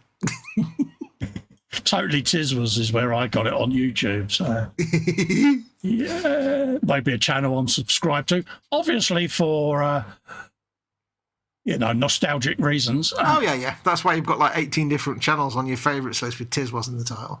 Yeah. Ooh. One of my most searched Googles, Sally James. Yeah. Ooh, big Tamaya remote Martin control. Willis is feeling crazy and Gates said, 320 quid. Looks like I'm going to have to save up for this project. Do it. Do it. You can't go wrong with Tamiya RC. Edward says, painting the squigwidge would be a great instructional video. Well, I am videoing it all, Edward, because it's a gift you sent me. So, and don't forget, you've got your microscope as well for extra detail zooming. Yeah, so there will be a very instructional video going on, and I might dedicate the Beepis video, because I think you might have to develop the Alex Comfort droopy moustache and slaggy hair. PJ Lewis says, Sally James appreciation website address, please. Yes, it's pjlewis.com. That's what I did. Yeah, look at this bad boy. Whoa, 320 squithers. Mm-hmm. Yeah, cheaper after price. Yeah, you're going to have to save up for that project. Absolutely, Martin Willis. Absolutely. I didn't realise it went to a website there, but hey. Chester Lewis is in, says, hey all, welcome Chester. Hello, Chester. How you doing? Lovely to see you. I hope you're keeping well. Yes. Welcome to the channel. Oh my God, I know that man. A wild Pete appeared. I'm going to plug it because, at the end of the day, channel is sponsored by YWOBB. So I'm going to read this announcement. It's on their website and it's on their thing, but we've been keeping something pretty exciting quiet. We're building a completely new YWOBB website, and I don't just mean changing a few colours and making it look a bit prettier. We're looking at the whole experience, how you find what you're looking for, how you discover something you don't even know you wanted, how easy it is to browse thousands of kits, paints, tools and accessories, and how we can make the whole experience of shopping with YWOBB simply better. Because ultimately we can all buy and sell products online. I'm not going to stop because he'll take over. For me, YWOBB needs to be more than that. It's about the hobby. It's about finding great products, a good service, and most importantly, it's about looking after the people who've chosen to shop with us. You, our customers, and fellow scale model enthusiasts. We listen to what you tell us, and a lot of what we're working on now has come from exactly that. We're investing in more stock, working to become even more competitive, and looking for new and exciting products that we can bring to the UK modelling community. Following the success of God and Argo File, we're also looking at more opportunities in Japan and hopefully some exciting new brands for the future. There's a lot I still want to do with e-models. Most of you know me. I am Pete, the guy who started e-models all those years ago. I still love the hobby. I still love finding something new, and I still get excited about where we can take e-models next. I've probably got far too many ideas, if you ask the team, but that's e-models. We keep looking at what we can do better, and there's plenty more to come, Pete. We can't wait to show you what we've been working on coming soon. Right, we can't say much more than that because we are involved in things to do with it, and there's a lot of stuff we're excited about, and we're getting more involved in other areas of it. So keep an eye out, folks. I'm going to breathe now so that he can get his bit in. No, I wasn't going to say anything. I was letting you read it. Nah, that's all right, mate. You got nothing to add then? No, you've said it all. All right, there's then, nothing mate. I can add that needs to be added. There's stuff that's going to be changing. Obviously, we've been thinking about redoing the Monday show for quite a while now, so Pete knows about that. We had a good catch up with him. But they do listen to you, folks. You know, they often ask for feedback and things like that, and they do listen. So give them some support, show the love, and we can't go into more detail. But the pair of us are like coiled little springs at the moment because we kind of want to spill the beans and tell you what we're going to be up to as a part of it, and we're going to be a lot more involved than we currently are. So there's all exciting things that we want to say and we can't. Oh yeah. They do. The e-models do take your experience of buying with them much more important than just having a thing in stock. Yes, that's the beauty of it. It's more important that you enjoy your time there and that you get to do what you do. It's customer experience at the end of the day, from the start of the journey on the website to the delivery process. And you know, when I used to do stuff like that, I used to go in as a mystery shopper. And I would go on, log on to the company I worked for as a potential customer, and I would go through the whole shopping experience, and then I would feed that back to the web team and the IT team and all of that lot as to what worked, what didn't work, and And e-models are very good like that. I know this obviously isn't one of their streams, but, you know, we're both sponsored by them, so I'm going to plug it.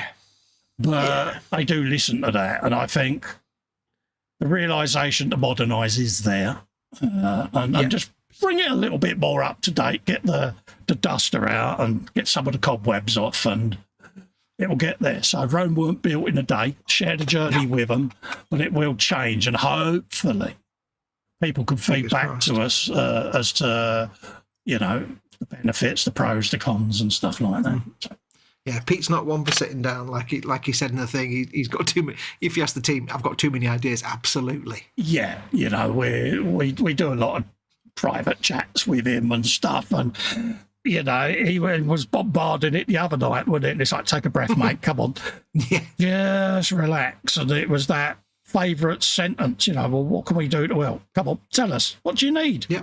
What do you need? Was like, here's what I need. Really? Really? Yeah, come on. Yeah. And that was it. We was just batting. It was like a game of mixed doubles, wasn't it? Yeah. Because Fox is a princess, so, you know, it's mixed doubles. But just batting ideas across the chat. And, you know, we're going to have regular StreamYard hangouts, so we can just sit there face to face and just shoot the breeze. And so there's lots to come, lots we want to say, but lots we can't say at the moment because there's a lot of development going on. Yes, anyway, stay tuned. Alan Parker, update 5 on the MFH 112 Tyrrell 019. Nice. Work has progressed on the bodywork. Everything has been 2K'd, then flattened back and first stage polished. Most of the carbon work is done on the main tub. That's been 2K and then satin coated. The floor has all been carboned and 2K'd before being finished off with a satin coat. We can now progress with some building of the main tub, getting the cockpit fitted out with a dashboard seat and accessories. As usual, thanks for taking the time to look, comment and thumbs up. Yep. Look at this. Anyone who hasn't built one of these, this is what they're all about. That is shinier than a diamond in a goat's hair, isn't it? Look at that. Look at the scale shine on that. Just a scale, isn't it? Yeah. Anybody that thinks you can just blap a rattle can of gloss over a car and that's your shiny car, even I know it's like you can, but if you want it to really just pop, you've got to put the work in. You've got to gloss and shine. It's what I would call subtle shine. Yeah. Because it's pleasing to the eye, isn't it? It's not blinding you. You know, if you've got auto darkening glasses, they haven't just gone, jet black, have they? It's just right. It just looks, it reflects light in the places and in the way that the real thing would do, subtly and delicately, like the little stripes across the nose there, just going across the top. Yeah. It's so delicate, and it's because he's taken the time to gloss it, sand it back, do it again. It's just so much involved, and this is why I've never done it, because it's like I couldn't do that. No. Yeah, it's next level Japan skill, isn't it? Mm-hmm. I do love looking at this work, because you can appreciate the effort that has gone into it. Yeah. And I know I blow smoke up the shiny fraternity's backside, and I'm not ashamed of it, because I'm going to give you an example right now. Look at the interior tub. Look at the bib underneath it. Look, all carbon decaled. Now, come on. Yep. You can't tell me that hasn't been skillfully applied. Look, even the lip on the edge, What's amazing me is that you've zoomed in this far and I'm not seeing any orange peel or fish eyes or anything like that. No, not a single blemish. It is smooth as. If I didn't know that such a thing didn't exist, I'd swear that he's got like a miniature machine polisher and he's done a full detail and like paint cutting and stuff. I'm surprised nobody's made something like a little tiny machine polisher, but there's just no imperfections. You can get attachments for the Dremel, but again, if you press too hard, you get a burn. But you can get little modelling mini polishers on that now. Yeah, because if you're using 2K, then it's the same stuff as on a car. So but for me, nothing beats. It's a bit like when we use dildo juice. Every time. Dildo juice. Oh, for God's sake.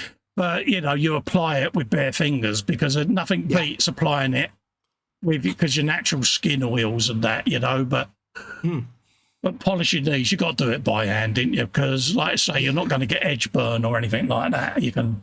No. And I do enjoy that hand polishing of the models, I must admit. It's so flawless. Stunning, I didn't see any. You don't often see fish eyes on scale models, but you often see orange peel. But look at this. Look. All the diffuser. Yeah. Getting that carbon fibre on that shape. Yeah. Gee whiz. All the vertical veins, carbon fibred. Yeah, it's just that looks like it's just one or maybe two great big decals. It's not like he's put a whole load of decals together. He's somehow managed to get it. I remember how I decal wrapped that bubble car. You could appreciate the effort that's gone into that, because it's like, I hate to say it, but that's kind of skill level Japan, isn't it? It is, mate. It is skill level Japan. What I was saying when it first came up, when it is, people often say about MFH stuff, but it is skill level Japan stuff. Edward says, Mr. always says that. Yeah, I know, mate. I forget it. I don't know why it just blurts out like that. But if anyone wants to make their own variant, feel free. Yes. Anyone who's offended, by the way, apologies. But right now, the guys at Dodo Juice are going, oi, this is great PR, isn't it? Absolutely. Yeah, look at that finish. It's just stunning, isn't it? There's just no orange peel. I'm going to zoom in. How is that even a thing that happens? You're going to get the full nose to real. I mean, look at it. Look at it. If there was a blemish, that light line would show it. Yeah, it's just straight as. That's just maximum nonsense. It really is. It's just maximum nonsense. I'm sorry. It's just amazing. And we make no apologies for showing this, because it is beautiful, isn't it? Look at it. So when I see someone that just like blaps a rattle can of gloss on a car and calls it done, I feel sad in a way because there's so much potential they've just not done. I've seen people brush paint cars with fur pledge. Oh, You're I've like, seen people. "Oh, no." I've seen people do a shiny car by using just brushing on gloss paint. Yeah. Oh, keep in mind, folks, that was all matte white, matte blue when it was. There's no gloss paint on that. Well deserved hug of caredness there, Alan. Absolutely well deserved that, mate. Go and give him a visit, folks, because beautiful work. That work is the kind of work that gives me a reason to never do a shiny car because I'm never. Yeah. And if you're watching this back, Alan, create an album in the media section on the group and drag all your work in there, mate, because if someone's just seen that or wants to see more of your work, it saves them having to go through the whole group. So if you do get time, mate, create an album, and that's a pain in the bum, and put your work in there, mate. Just go through your photos and then add to album. People can see it in one place because people get to see it. Yep. Because, same with PJ and that, they all do this uber shiny stuff and that, and it lets people see their work in one place. I can look at it all day, mate, because I love it. And Annabelle says about the juice that you mentioned, I have a glass every morning. Carl says, I'm thinking of Sally James again now, thanks. Nothing wrong with that, mate. There used to be another feature on Tizzlers where the sailors used to send in their hat bands and Sally James used to wear them on her fishnet-clad thighs as garters. Who remembers that? Because I certainly do. I'd forgotten that. I can remember seeing HMS Art Royal Invincible looking rather splendid on a very tightly fishnet-clad thigh. I wonder if some sailors got told off because they had a hat with no hat band on I wonder whether that's where my desire to go in the Navy came from. Well, there's two possibilities, and that's one of them. So. Yeah. Oh, look, some bloke's got a ghost on his bench there. Yeah, he's got your name there. I don't believe in ghosts. Yeah. What's that you say? I now have loads and lots of free time. And my new bench is big enough to fit a big dumb projects on it, all rather Trump-like capitals there, dear. Yeah. What could that possibly mean? Exactly. Big dumb projects. Yeah, you're totally repainting the exterior on this, if I remember rightly. Yeah, I was going to repaint the interior, but there's so much beautiful detail on the interior, I'm going to just detail up the interior but not repaint it, and then do a full repaint on the outside. So what's your plan? Come on, tell everyone. You know you want to. Well, it's going to be very similar to the Falcon in a way because it's basically just a variant of. It's just another Millennium Falcon. It's the same kind of colour scheme. Oh right, yeah. But just on a bigger scale, so I can go more to town with weathering. There's not as much streaking on the Ghost on the CGI model, so it's not going to be so much streaking as. Yeah. I wasn't really sure how to do streaking on that anyway because it's not like the Falcon that's like a disc shape, so it naturally flows. But that's kind of like. It'll be in different directions and look really weird. Pretty much, yeah. I like Blue Backer on there for those that haven't seen him. Blue Backer. See what I did there? PJ's now face twitching. Yeah. Doesn't look out of place, does he? Nope. But I mean, I've got the Phantom that goes on the back. I'll show that when we come back off the gallery to show people how big that is. Yeah. But the car behind it, that's a 1/8 scale Dodge Charger. Yeah. Just so people know how big that Phantom, that Ghost is. It's massive. You paid a lot of money for that as well, didn't you? Mm-hmm. It's action figure scale because it's a toy basically. So yeah, huge. I'm looking forward to it because it's just a big dumb Millennium Falcon, really. Absolutely. This is Paul's video. Festa got a new chair and he's already driving it like an F1 driver. Yeah. Here it goes.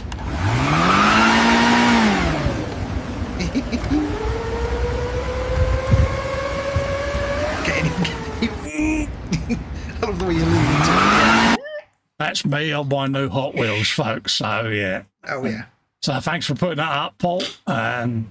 He posted it in the Zoom chat. I said, slap it in the gallery, mate. I'm not adverse to mockery. PJ did a Photoshop of me on a buggy, but, yeah, this was taken to Silverstone, and I must admit, it's a life changer for me. It's a game changer. Let me ask you the question. Yeah. Have you tried doing a wheel spin? Yeah, I sent you that video of me doing donuts. No, you can't do a wheel spin because it's got each motor's got its own torque converter on it. Yeah, that's right. So that you can't overcook it, because obviously if you was to overcook it coming towards the curb, you could scoot straight off and go into the road. So Yes. yeah, and it's like if you restart it from stationary, it goes into like a limp mode before it kicks into full power. So no, I wouldn't put it past you to have the ability to build something in to do that, but I know you wouldn't do it. I would love to sit it on top of a cradle with an Hayabusa engine in it and go full chat, but H has said if I see any motorcycle engine attachments going on there, I will batter you. DJ Lewis says, la, la, la, la, la, for Blue Backer. Yeah. Also, 100 points for Blue Backer. I like that. That's awesome. It works, doesn't it? You're going to be using that in the videos. You can have it. You can have that phrase. I'll have forgotten it by tomorrow, but it's awesome. I like it. But yeah, so massive game changer. So anyone in that situation like me, struggling to get about, that's dubious about these. I know Paul, Annabelle won't mind me saying, but Ivy May uses a chair. And they are a game changer, Paul, aren't they? And I went for this one because this all folds down literally into its own wheel space and fits in the boot of a full Fusion. So it's a lot easier for me. And I tried the ones like Natasha's with the handlebars, but unfortunately for me, one, I got a spine fusion, so I can't lean forward. But also, if I turn right, my right arm goes numb. My left arm goes numb and falls off the handlebar. So, yeah, so hence why I use a thumbstick on my right hand, because it's safer. It has been amazing talking to Festa over the last few weeks, and especially since you went away last week, knowing how opposed you've always been to, you know what I was like with me pram, Yeah, but now just talking to you over the last few weeks now is like, it's such a sea change. Like, you're just absolutely brimming about it. It's just like, you love that. Well, the thing is, my Fusion failed because I was using an ordinary push-along wheelchair, and as I was doing that push forward and stretching me back forward, it basically loosened everything in the vertebrae, and it failed. So I had to go in and have it redone. And Richard, who's my surgeon, said we need to look at what you're using to get about. And, he did a watch along in the car park as to how my spine was moving. It's like, that's out the window. And then he come to the mobility centre with me and we tried options. He went, no, your arm's falling off that. He said, what's happening? I said, I'm losing sensation as I turn right. He said, that's out the window. And then he got 3 of these that they had and tried me in different ones, and he saw me just gun off in this, and off I went between cars, up dropped curbs, and I was gone. And I come back and he went, I think we found the one, mate. He said, because I didn't have to ask you. He said, you've been gone 15 minutes, mate. You just had an adventure. And that was it. It was such a game changer. Yeah, and it was absolutely brilliant. Like, Festa and I were on Xbox just hanging out and chatting, and it was absolutely brilliant. I just sat there and let him go on for like an hour and a half. Well, yeah, because you didn't know it was arriving, did you? Until I sent you the picture. I went, my new toys just turned up. Yeah. What you got? And I sent him that, and he went, okay, how are you going to feel about using that? And we just got chatting, and I've been going locally in it, because I've got my door next to me here with a wheelchair ramp on. So I've been going out with H and Lex locally, learning drop curbs and things like that, because they are different in an electric to what they were in a manual. Yeah. And the curbs are still the same, but the process is just slightly different because you're motorised.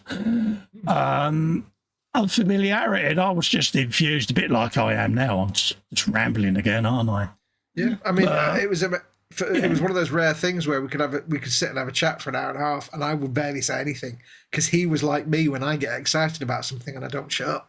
Well, yeah, that's exactly what he was like. Oh, you were like. I dreaded going out to London, the city, and that in the pram because it was painful to put. I'm a big fella, I'm 6'1", I'm 17.5 stone, and that's a lot for pushing around in the city of London. It takes it out of you, especially when your carcass isn't the greatest with the MS and fatigue and that. So I hated using it. I begrudged it because I wasn't particularly good at getting about in it, if I'm really honest, because I'd have to keep stopping regularly because I was knackered. Yeah. And I just thought, well, I shied away from going out in it because I began to resent it, and then this got muted by Richard, and I was quite derogatory about it at first. And he's like, I'm not going to let up until you submit, and I'll let you prove, I will prove you wrong. And then, like he said, well, we'll get that shipped out to you. He said, we need to get the headrest fitted and, just add a few little creature comforts for you. Mm-hmm. And we'll come out and we'll give you a test fit. And that was it. 2 hours was my first day trip in it, wasn't it? Yeah. Oh, and you were brimming about it. Just going to ring H for a minute. Bear with me. Yep. So it was just nice. Festa was like so positive and excited about it, and we were talking after we'd been to Silverstone, and again he was just had such a great time, in a large part because of that chair, because it's just a complete liberation. So it was really nice, just to sit there and let him just go on about it for so long, because he's made him up. So it's really nice. I've been enjoying listening to his adventures in that chair. Now, this is one from Bill. I can't scroll this, of course. I bought this chair for the kitchen so I don't have to stand for long periods of time. And I asked AI to benchify it. Well, we're always trying to get young people into the hobby. Yes. And who amongst us would not want one of these on our favourite comfortable chair of whatever we're doing? Yeah. I'm quite impressed that the AI managed to get like the Tamiya glue and the CA glue bottles kind of correct. But yeah, I'd like a little bench for, when I'm sitting. Well, I couldn't use it on this chair that I sit in now, in my gaming chair that I use, because I had to take the arms off. But yeah, look at that. My first bench. Bill and his unstoppable bench scenarios. There you go, I'm back. Yeah, sorry about that. I thought I'd just randomly click the chairs. But yeah, I may have ordered this because look at it. It's mint, isn't it? Yeah. Yeah. Yeah, I'm just saying, I'm quite impressed that the AI has managed to get the Tamiya glue and the CA glue and Tamiya paints kind of correct. It's quite good. Bill sent me a link of a tray that will Velcro onto the arms of the pram, and it's like that'll be mint. What about in the conservatory with the front all open up? I could just have something on there to paint or whatever. You could build something while you potter around at Warhammer World. Exactly. But they're building paint tables, yeah, you see? Yeah, take the Insane Blade up there just to mess with their heads. Yeah. When you're wandering around the Forge World shop, seeing what Lex and Cal can buy you to make up for the fact they forgot you last time. I think they should. And there's only one king of the benches, and that is Sir Bill there. Yeah. Bill wants to know, does your chair run on dildo juice? And Annabelle says, yeah, he gets 3 rampant rabbits to the mile.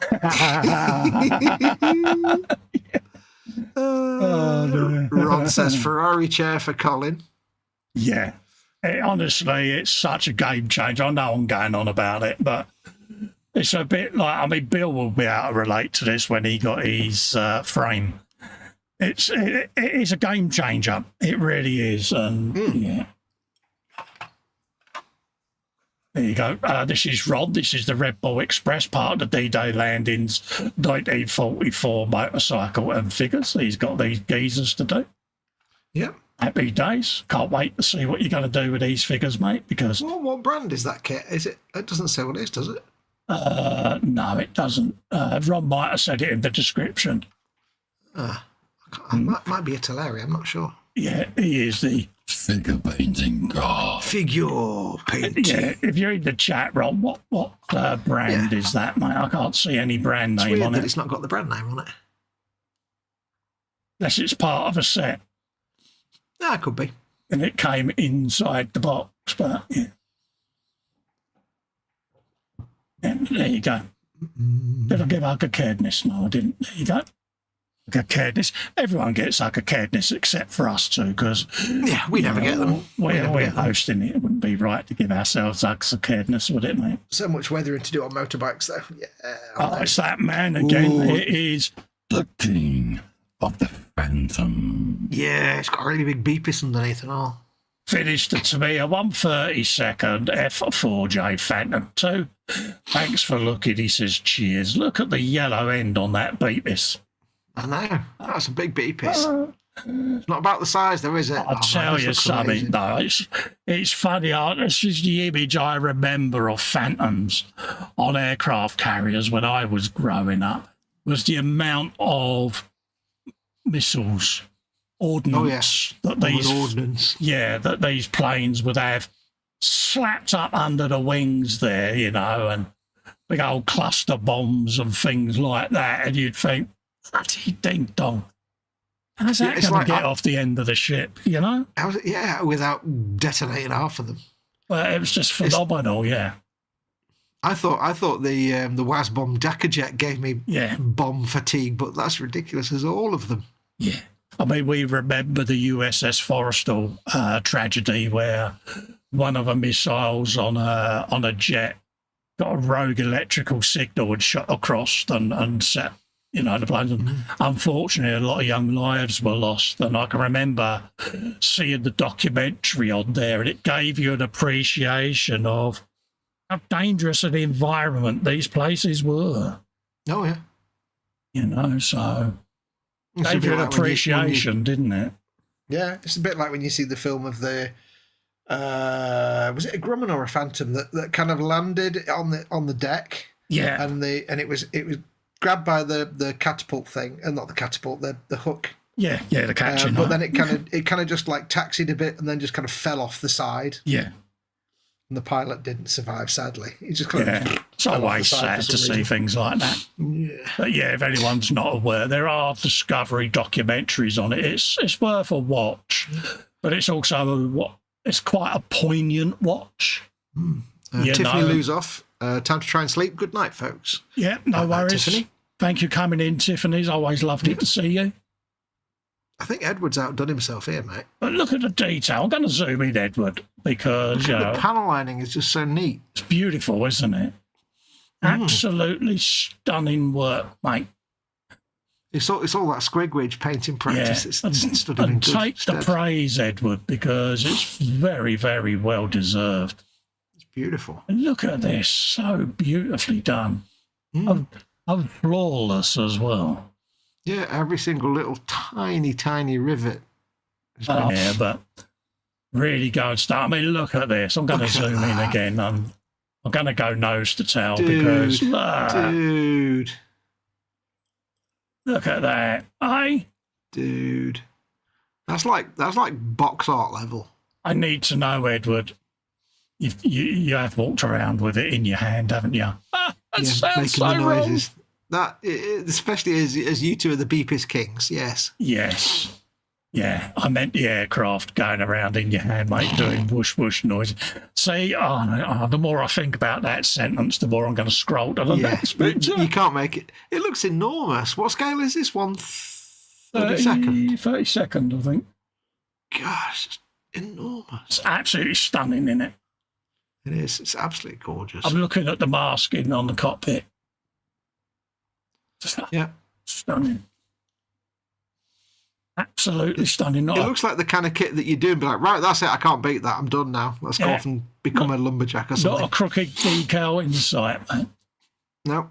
I have seen these put on upside down before. Oh, God, yeah, upside down and the wrong way around. Ooh. Yeah. It's like you had one job. Absolutely gorgeous. Edward says it's huge. We're getting that. Honestly, Edward, it's But look at the intakes. Look. Yeah. Subtly done. Yeah. Damn, that's taken you a long time to do that, but it's more than been worth it. Yeah, but a lot of work's gone into that, and this is the kind of thing that it's worth it, isn't it? Yeah, definitely needs to make sure you put it in a case with acrylic case of some sort. That's beautiful, mate. Yeah, don't just dump it on a shelf. This one, stunning, isn't it? Yeah, outstanding marine. Look at it. Oh, gorgeous. Definitely blown away by this, mate. Yep. That is a damn fine bird. Dang. Outstanding work, buddy. It is, isn't it? Yep. You know, I know we're partly silent at the moment. I think it's because we're in awe of it, to be honest. Yeah. It's like nothing needs to be said. It's like... That speaks for itself, doesn't it? Yeah. You just...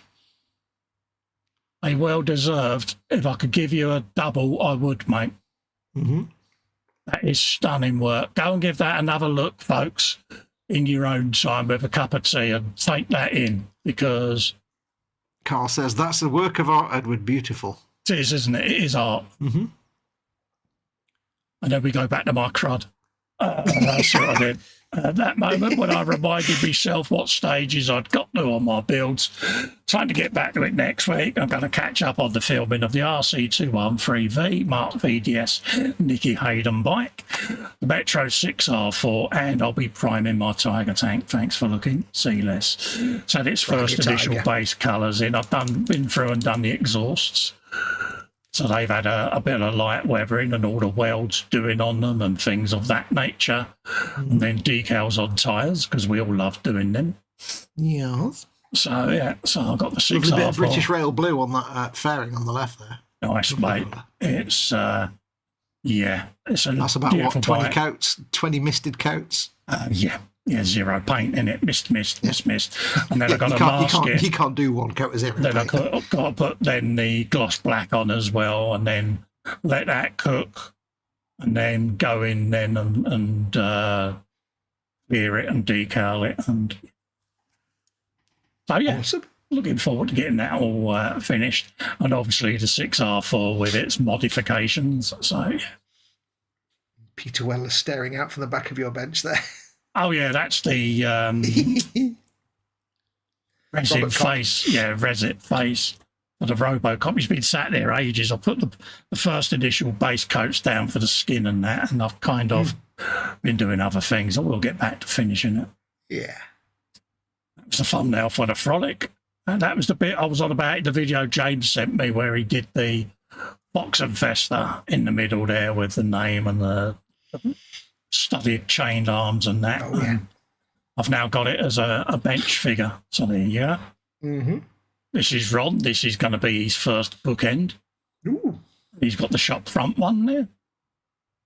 Charmcraft. Yeah, and it's the Wizard's Wand Shop. Yes. So I look forward to seeing that. They are addictive. He's not going to start on it till he gets his book nook bench. Yeah. Edward says, that's my third plane, lol. Nice one. Stunning. Now that I've got my second mini bookend, this is the DIY mini book nook. This is a little workshop. Oh, good, isn't they? Library. You know, and it's got a little LED light and all of that lot. Mm-hmm. So, yeah, they come as a nice little kit, mate. Yeah. Got to be done. To see us all doing book nooks. It's a great little idea, book nooks, isn't it? I think they're brilliant. There's so many variants that you can get. Mm-hmm. Max McGinn this week, I've been doing some more Battletech stuff. This time I've been playing more, it says there, of the Interlands Chaos campaign. In this scenario, our Steiner and Blood Ravens mission is to clear this military base of Elves horses and clan activity. Our Steiner planned the attack through a pincer strategy even, reading out loud, Carl, where the Steiner assault lance come from the north and the heavy lance will support from the south. Blood Ravens supporting them from the south also. The Elves horses did put up a hell of a fight, making our Steiner have heavy casualties, but the Blood Ravens managed to secure the base in the end. Hope you guys like. Thanks. There you go. Let's have At a some look point here. you're going to have to let Larry win. You know that, don't you? I can imagine Larry whips his butt every time he plays, mate. Bless him. You said princess strategy. I'm thinking that's my kind of strategy. Absolutely, mate. Strategy. Absolutely. Mm-hmm. It's all the detritus and everything there on the gaming table. He does have great fun with his Battletech He does, games, doesn't doesn't he? he? Yeah, he does, mate. He's in his own little element there, isn't he? thing is, it's just like, you think about it logically, any tabletop game like this or Warhammer or anything like that, it's almost like double hobby, because a lot of us just build the models or whatever they are, and we have that hobby. But then on top of that, you could spend just as much time playing the games with them. It's quite an awesome thing when you think about it. Oh, bloody hell, yeah. It's almost like there's a whole second half of the hobby that most people don't bother with, but they're missing out on. Well, it's just that experience, isn't it? You know, people are not sure. Because Battletech is very small scale, it doesn't take up as much room. I mean, you think you could put that on a folding pasteboard, have all your diorama stuff stuck inside in foam. I think you could just set it up as and when you need. I think this is on folding tables by the look of it there. Yeah. So, you know, it's easily stored away in the corner. Not that I can store a gaming table. I just want to clarify this. Someone will bust my nads until I get one. Well, you couldn't fit a 3x6 in your conservatory. Keep trying. I mean, I wish I could. I don't have access to anywhere that I can play, say, Warhammer. I'd love to give it a try. My local Warhammer store doesn't really do game nights. So, and there's nowhere conveniently close to me that I could, you know, I think Goblin Gaming used to, but I don't think they do it anymore. Sorry, mate, I was just having a drink there, but that's right. And you know, Goblin Gaming used to be, it was still half an hour's drive away, which is a bit. Lex goes down to the GW in town. He keeps hinting about a gaming table. Yeah. Yeah. I would love to play the game. I just don't know anybody who shares the hobby. That's I've often thought of doing it in a hangout where we have like half the gaming table each or something like that, you know, or a similar one, and we can just do it remotely. But I don't think it would be the same, would it? No. Max is now going, soon, gaming table. I can see his cogs are turning. Max is like, You know, it would be fun to do it, like, you know, let's say somehow Lex gets his way and you've got a gaming table in there, like, just have like a live stream of a game. Or, you know, if I had access to someone that played it. It's great fun. I'd love to play the game. But I can't, so. Never know. Zoom is our friend. This is true. Sure, we can come up with something on OBS, can't we, and StreamYard where we can just, Max says, yes, I got the biggest losing streak. Is Larry cooking the games, is he?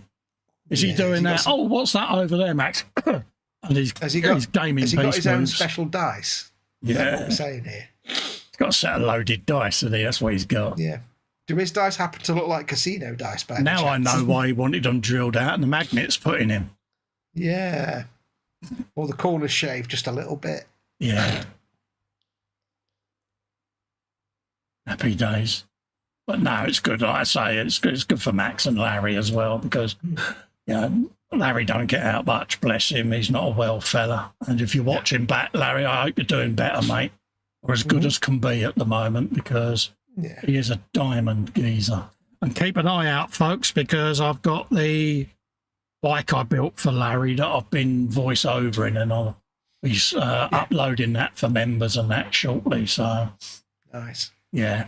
And it's quite a little tug on the heartstrings, the video at the end there where he receives it. Because at first he was, great, because he thought the case that the bike went in was the present. And he was, I'll put my bike in there. And he didn't realise that Carol was stood next to him with the bike in her hand. It was like, bless him. But it was, still brings a lump to my throat when I see it, because you did good work there, son. You did good work. Yeah. Well, it's nice because when I come back from a bad depression episode, I like to do something good for someone else. Yeah. As a way of lifting myself as well. Yeah. And he's such a nice fella. And it was a pleasure to do. I'm very similar. Edward says, nice work, Max. Absolutely. Ron Hetham's off. He says, good night and thanks for a great stream. No worries, Rod. You take care, buddy, mate. And it was an Italieri kit. Oh, yeah. But further up there. And everyone's saying good to Max and Edward, because they recognise good work when they see it. Yeah. There you go. That's all the gaming adventures at the McGinn household. They know talent when they see it. Absolutely. Big hug of caredness there issued. Aye. This week I've been working on more Battletech stuff, he says. He's been working on Star League faction with some heavy mechs. The mechs in order are Black Knight. I should do the voice really, shouldn't I? Knight, Thorn, Marauder, Grizzly, Madcap, War, Savage Wolf, Leos, Warhammer, Lament, Orion, Excalibur, the Argus. There you go. That's me throat done now for a little bit. Max, when you like bigging up Larry, Max says, "Don't. He's the king of headshots in the first turn." Lol. Good man. Good man. Blindsides you. Somebody gave him the Halo pistol to start with. Yeah, look at that. No, gorge, isn't they? In fact, he does all the basing on it as well. He's a git. Yeah. His young man vision. Yeah. I want to know where he got a 6-foot diameter penny from, though. It's quite impressive. It looks really real. Yeah, I think he holds it under the James Webb telescope. He's got to deal with NASA, isn't he? Yeah. Yeah. Really are stunning, though. Like, good little things to do, folks. Oh, yeah. Bill, when you get your little miniature gaming table to go on your frame, mate, these would fit on that nicely, mate. When are we going to get the pink Hello Kitty mechs, though, Max? That's the question. Yeah. And where are you going to get the tiny Hello Kitty decals to put on them? Oh, I'm sure I can print them for him. Happy days. Yeah. Like them a lot. They just don't look out of place, do they? No.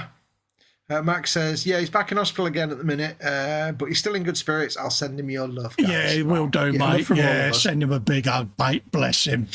Yeah, I've never met him in the chat, but... Oh, Fox, honestly, mate, he's diamond geezer. Never complains about his situation. Bit like myself, like that. It's like, it is what it is. Yeah. But he's got such a lovely demeanour. And honestly, they dish out MBEs and that really easily these days. But, you know, Carol, bless her, as his carer, she deserves such recognition because she is diamond with him. You know, and I always say this to people, it's harder for the surrounding family coping with it than it is for us living it, you know. So, yeah, big hugs issued to all of them. Carl says, love these guys, Max, just too small for my eyes. Yeah, we've got old man vision, Carl, haven't we, mate? Yeah, well, but Max has got a telescope, so... Yeah. Mind you, you've got your microscope, so you could possibly... Yeah, I could probably get away with them now.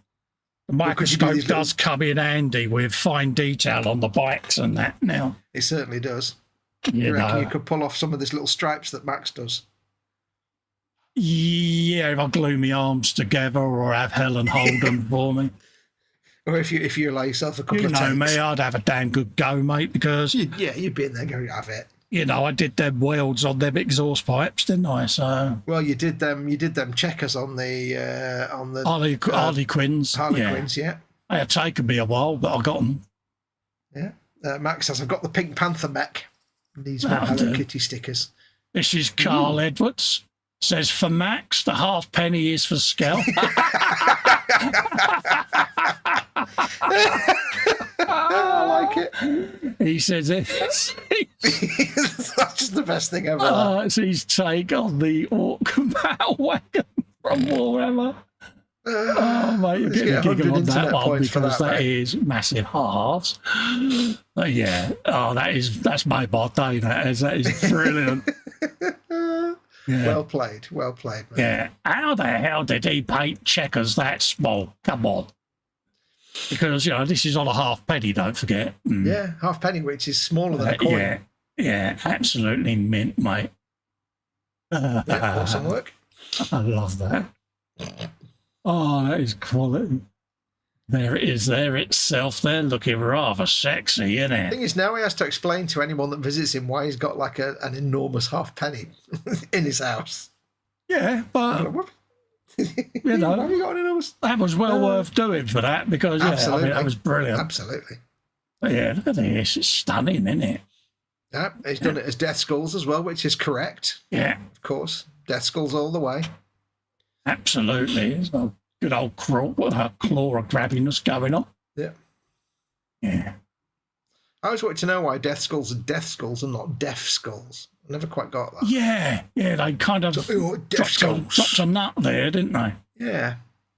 Quite get that. But yeah, I like that a lot. It's just the quirkiness of their vehicles. PJ says, yeah, best one-liner of the night, Carl. Well done. It was, wasn't it? Brilliant. I love that. Max says, Mum definitely deserves an MBE award for doing everything, he says. Yeah, honestly, they're such a lovely family. They really are. And it pains me to see their struggle. It really does, because bad things seem to always happen to really nice people, and it irks me. It really does. When you think of some of the skid marks of society out there, nothing ever befalls them, does it? No. It's always the scroats that win the lottery. Yeah, and it just, big ugly-caredness, mate, for that, but I've got to show that again. That is brilliant. Yeah. It's so funny. It's made my night, that has, for Max. Yeah.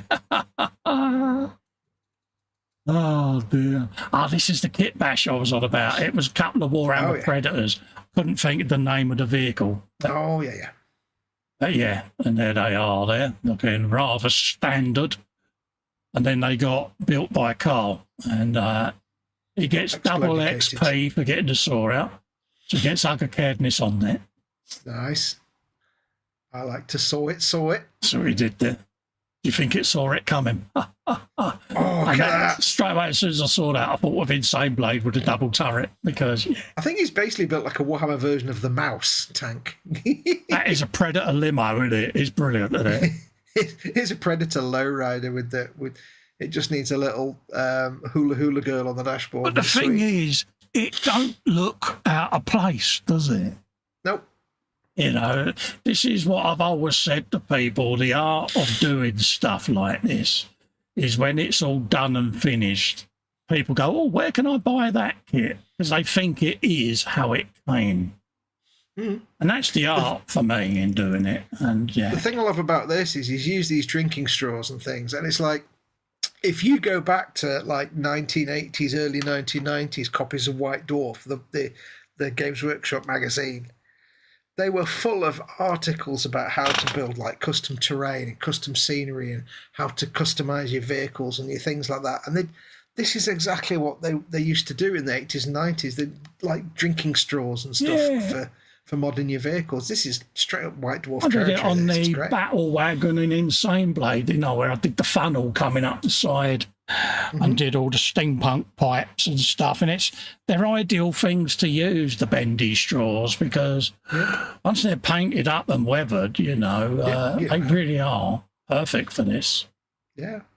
And I love what he's done because, again, it's out the box thinking, so to speak, isn't it? It's out there. And then look at it all at the end. We can look at the road roller there from the Battle Wagon. I like the spiky balls hanging off his arm. Harris even. Nearly. Yeah, it's just because it's Orc, of course. The idea they've just taken two of the Predators and glommed them together is just perfect Orc. And there you go. It just works perfectly. I would say that this is a well orchestrated build. Don't stretch it out now. So I did. Yeah, those straws look perfect. They just look like rusty old pipes. Yeah. And again, it's just Orc. You can do anything and it'll look good for Orc. Do what you like with it. There are no limits with Orcs. But it doesn't look out of place. It doesn't look like a kit bash. Well, the bottom turret having four las cannons looks right, even though it's normally got two. Because, you know, it's Warhammer. It's always more guns. Look at it. I love it. I really love it. It's out there, Carl. And for that, you know, it's, And you know what you didn't need to paint on that? Squigwidge. Yeah. There was no Beepis on that. Cheers, mate. I was just getting through it.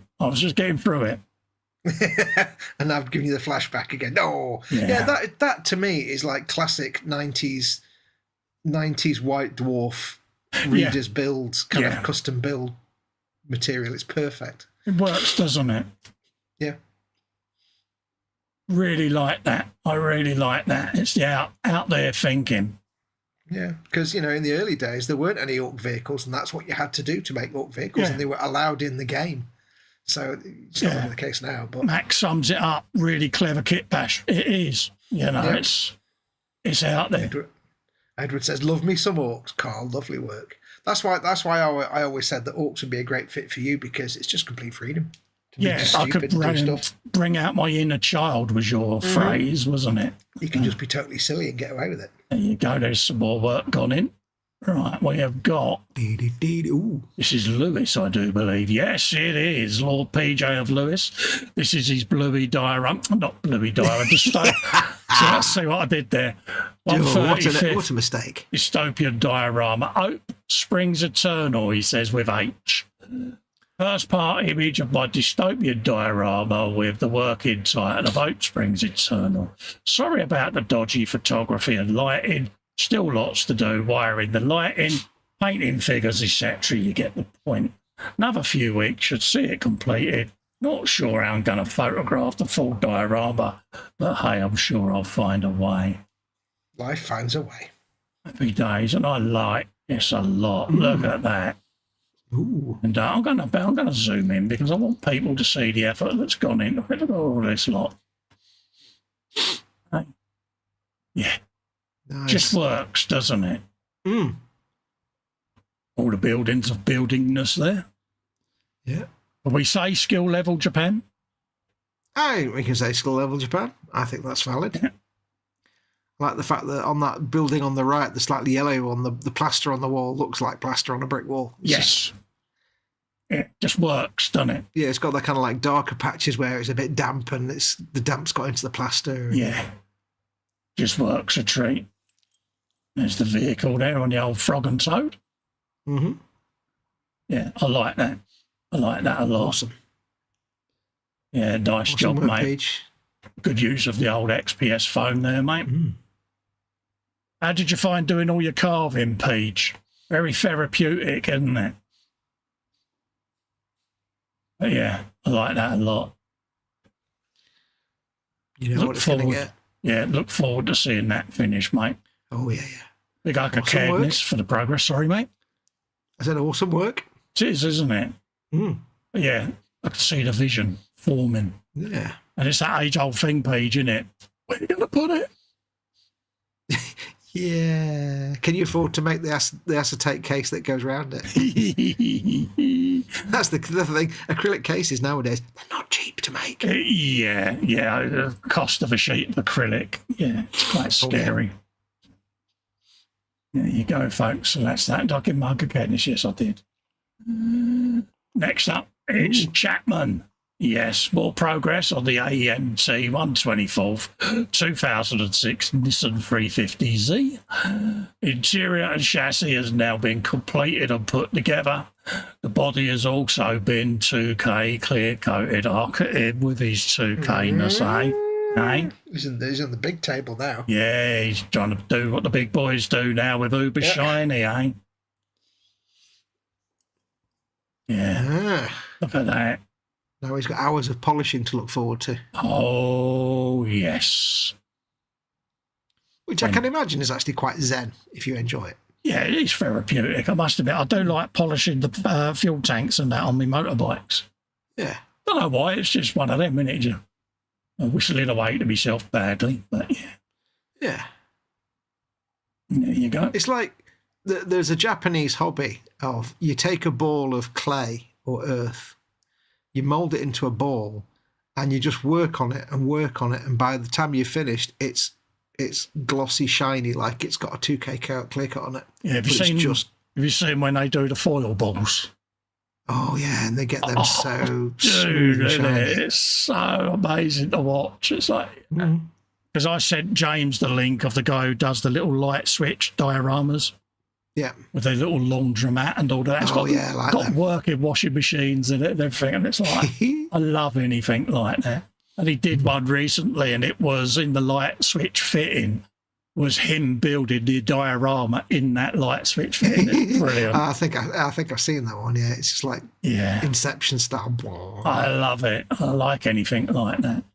Goes back to when I did that transit, me building the dio of the transit in the transit. It's just just works. Edward Leonard says, awesome work as always, PJ. Can't wait to see it finished. Yeah, I'm looking forward to seeing it. That's next level, PJ says. Carl PJ says, cheers, Carl Lambert. It's been a long haul, but the end is in sight, thankfully. Yeah. Yeah, but it gives you something to get your teeth into, PJ, doesn't it? And I know PJ likes that sort of work because you could just while away the evenings to yourself, audio book going or whatever, and just lose yourself in the build.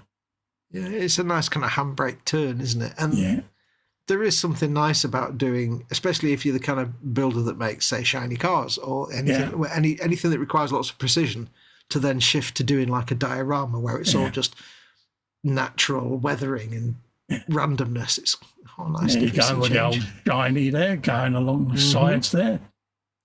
Bit of decalage. Nice bit of decalage there along the side. I do like that. It works well with the silver, doesn't it? Yeah. Yeah. Gunmetal, whatever colour you want to say. But yeah, I like that. It's subtle. Yeah, it's got a steel colour. Yeah. Have you done brum brum noises yet, James? He always does brum brum noises. Big hug of caredness, mate.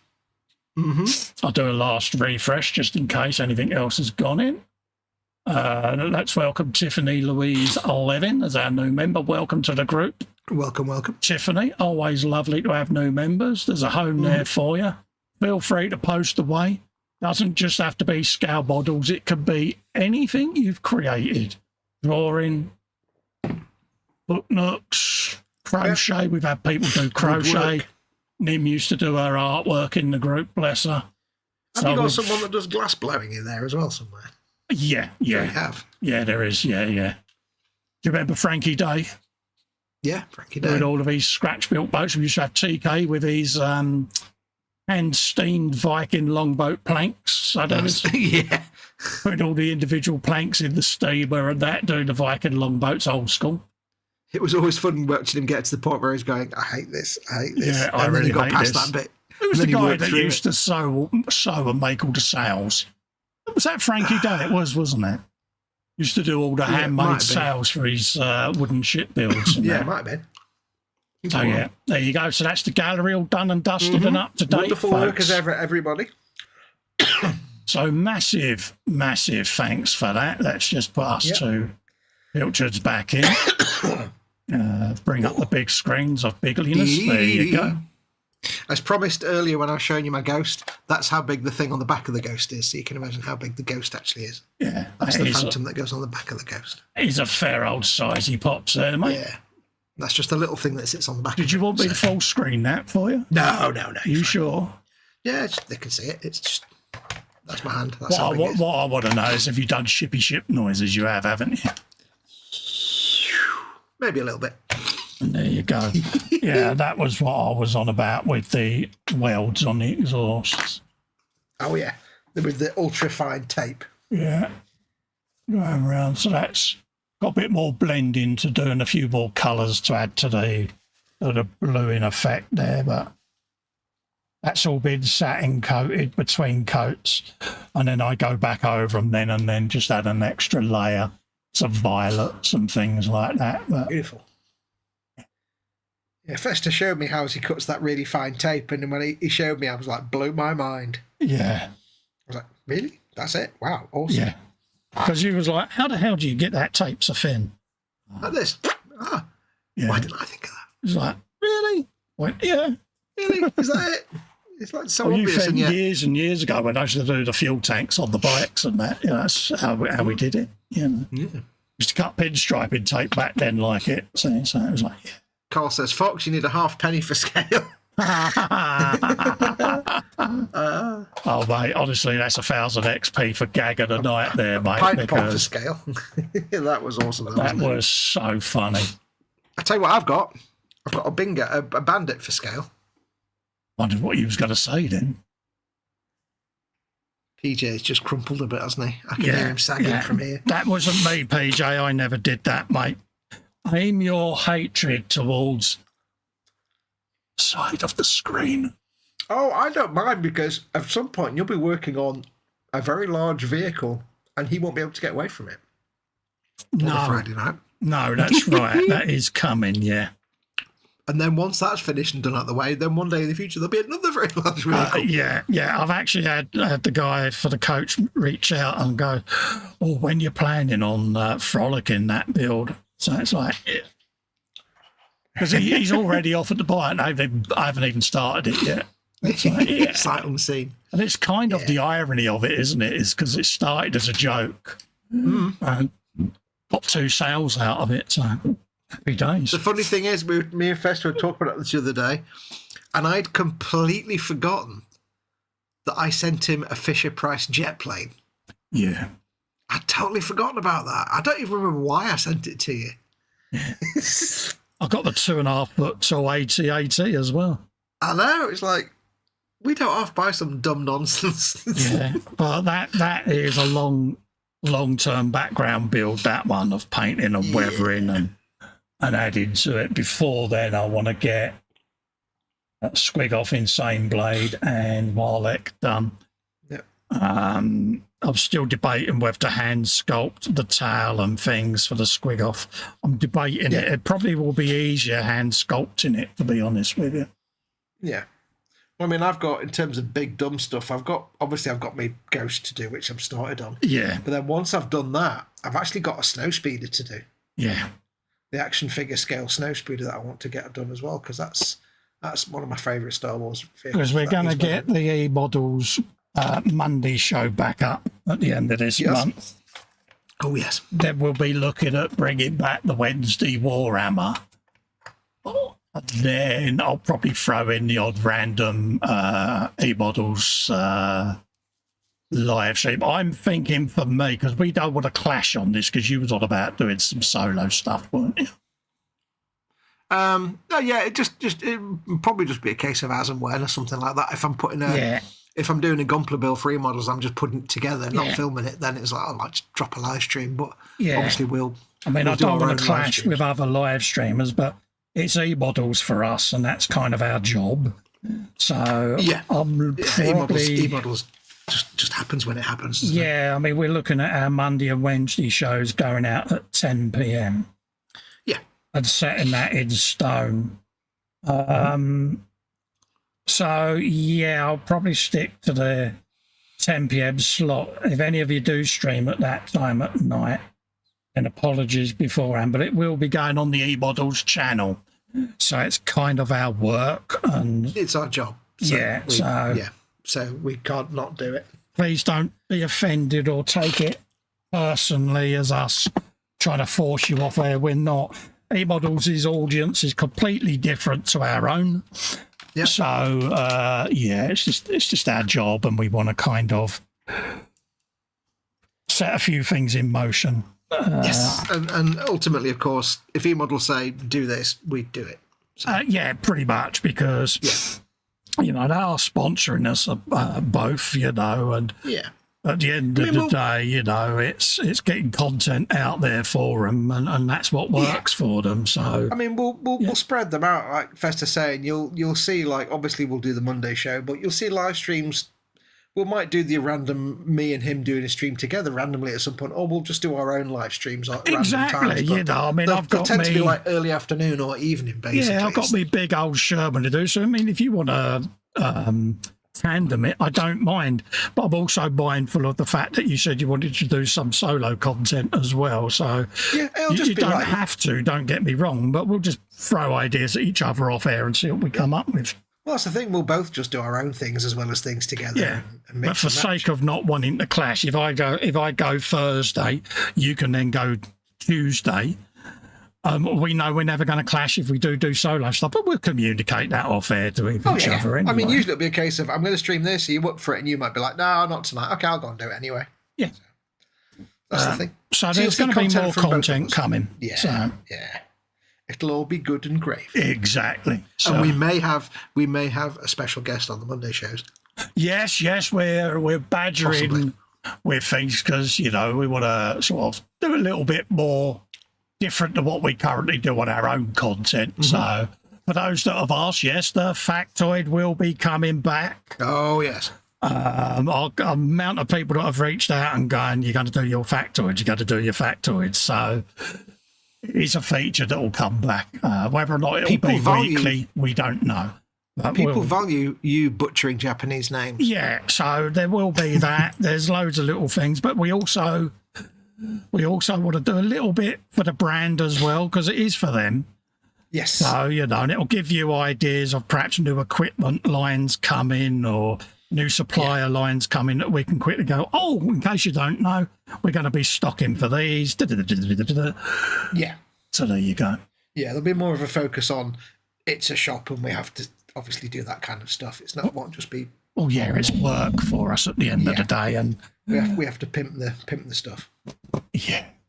So keep an eye out for all of that. But like I say, end of the month we'll put some thumbnails together and some pimpage, and we'll start pimping that, and then we'll get my routine a little bit more established and see how I can cope with another time window going in, and then we'll look at popping the Wednesday show in, leave it a few weeks, and then we might go up.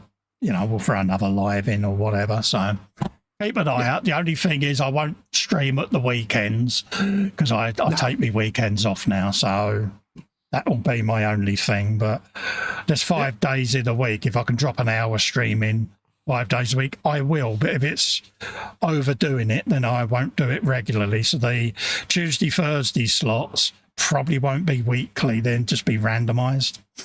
Yeah, it'll be more just a case of if one of us is sitting at a bench doing something that we're not going to film because we've had to do the same thing 50 times and it's a slow process, like, you know, building tank tracks. Well, we're not going to film that extra bit that we've only got 5 minutes. I might be doing 25 seats for the E-Models bus. Well, I might just go, you know, so I'll go live and just sit and build them with the audience and just shoot the breeze with you. So be on the mind. So ring the bell on both our channels, ring the bell on the E-Models channel, and you'll get notified of all of them lot.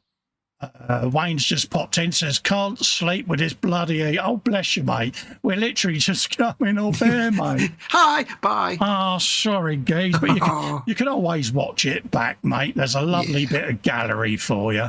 And look out for Carl's penny. Annabelle says if Festa continues with the 1/16 scale kits, he's going to need a garage to store them in. And then he also says, big dumb stuff. That was the nickname my ex gave me.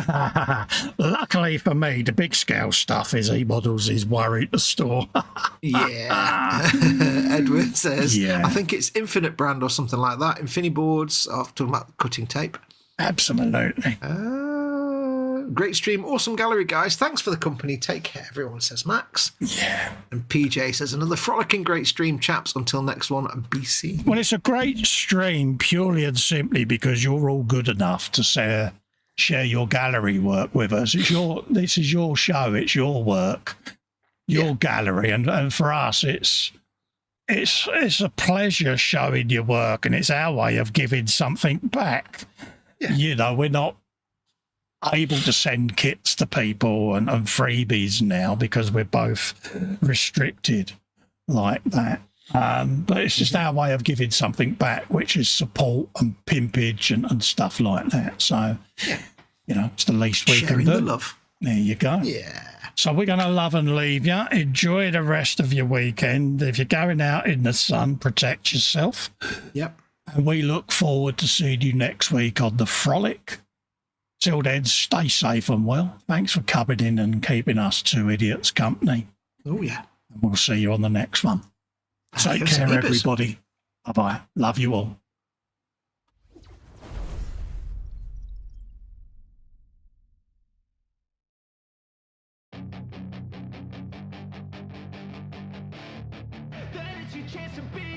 Hey, kid, don't ever let them get inside your head. They'll tell you what to do in life instead of everything you know that you could get. Don't let them guide your life towards regret. I'll fight for what I love with every breath. My past is filled with things I won't forget. I used them all to push me to my best. So treat the worst of times just like a test. If only I could go back in time, I'd tell myself that everything will end up alright. Just push yourself, test yourself, figure out what you like, and find your limits, don't be rigid, always work towards a prime. Surround yourself with open minds, people can change your life. A few friends with intent can help you feel alive. Find a passion, take some action, and with a little time, just be patient, make a statement, try to enjoy your life. They'll try to kick you while you're down,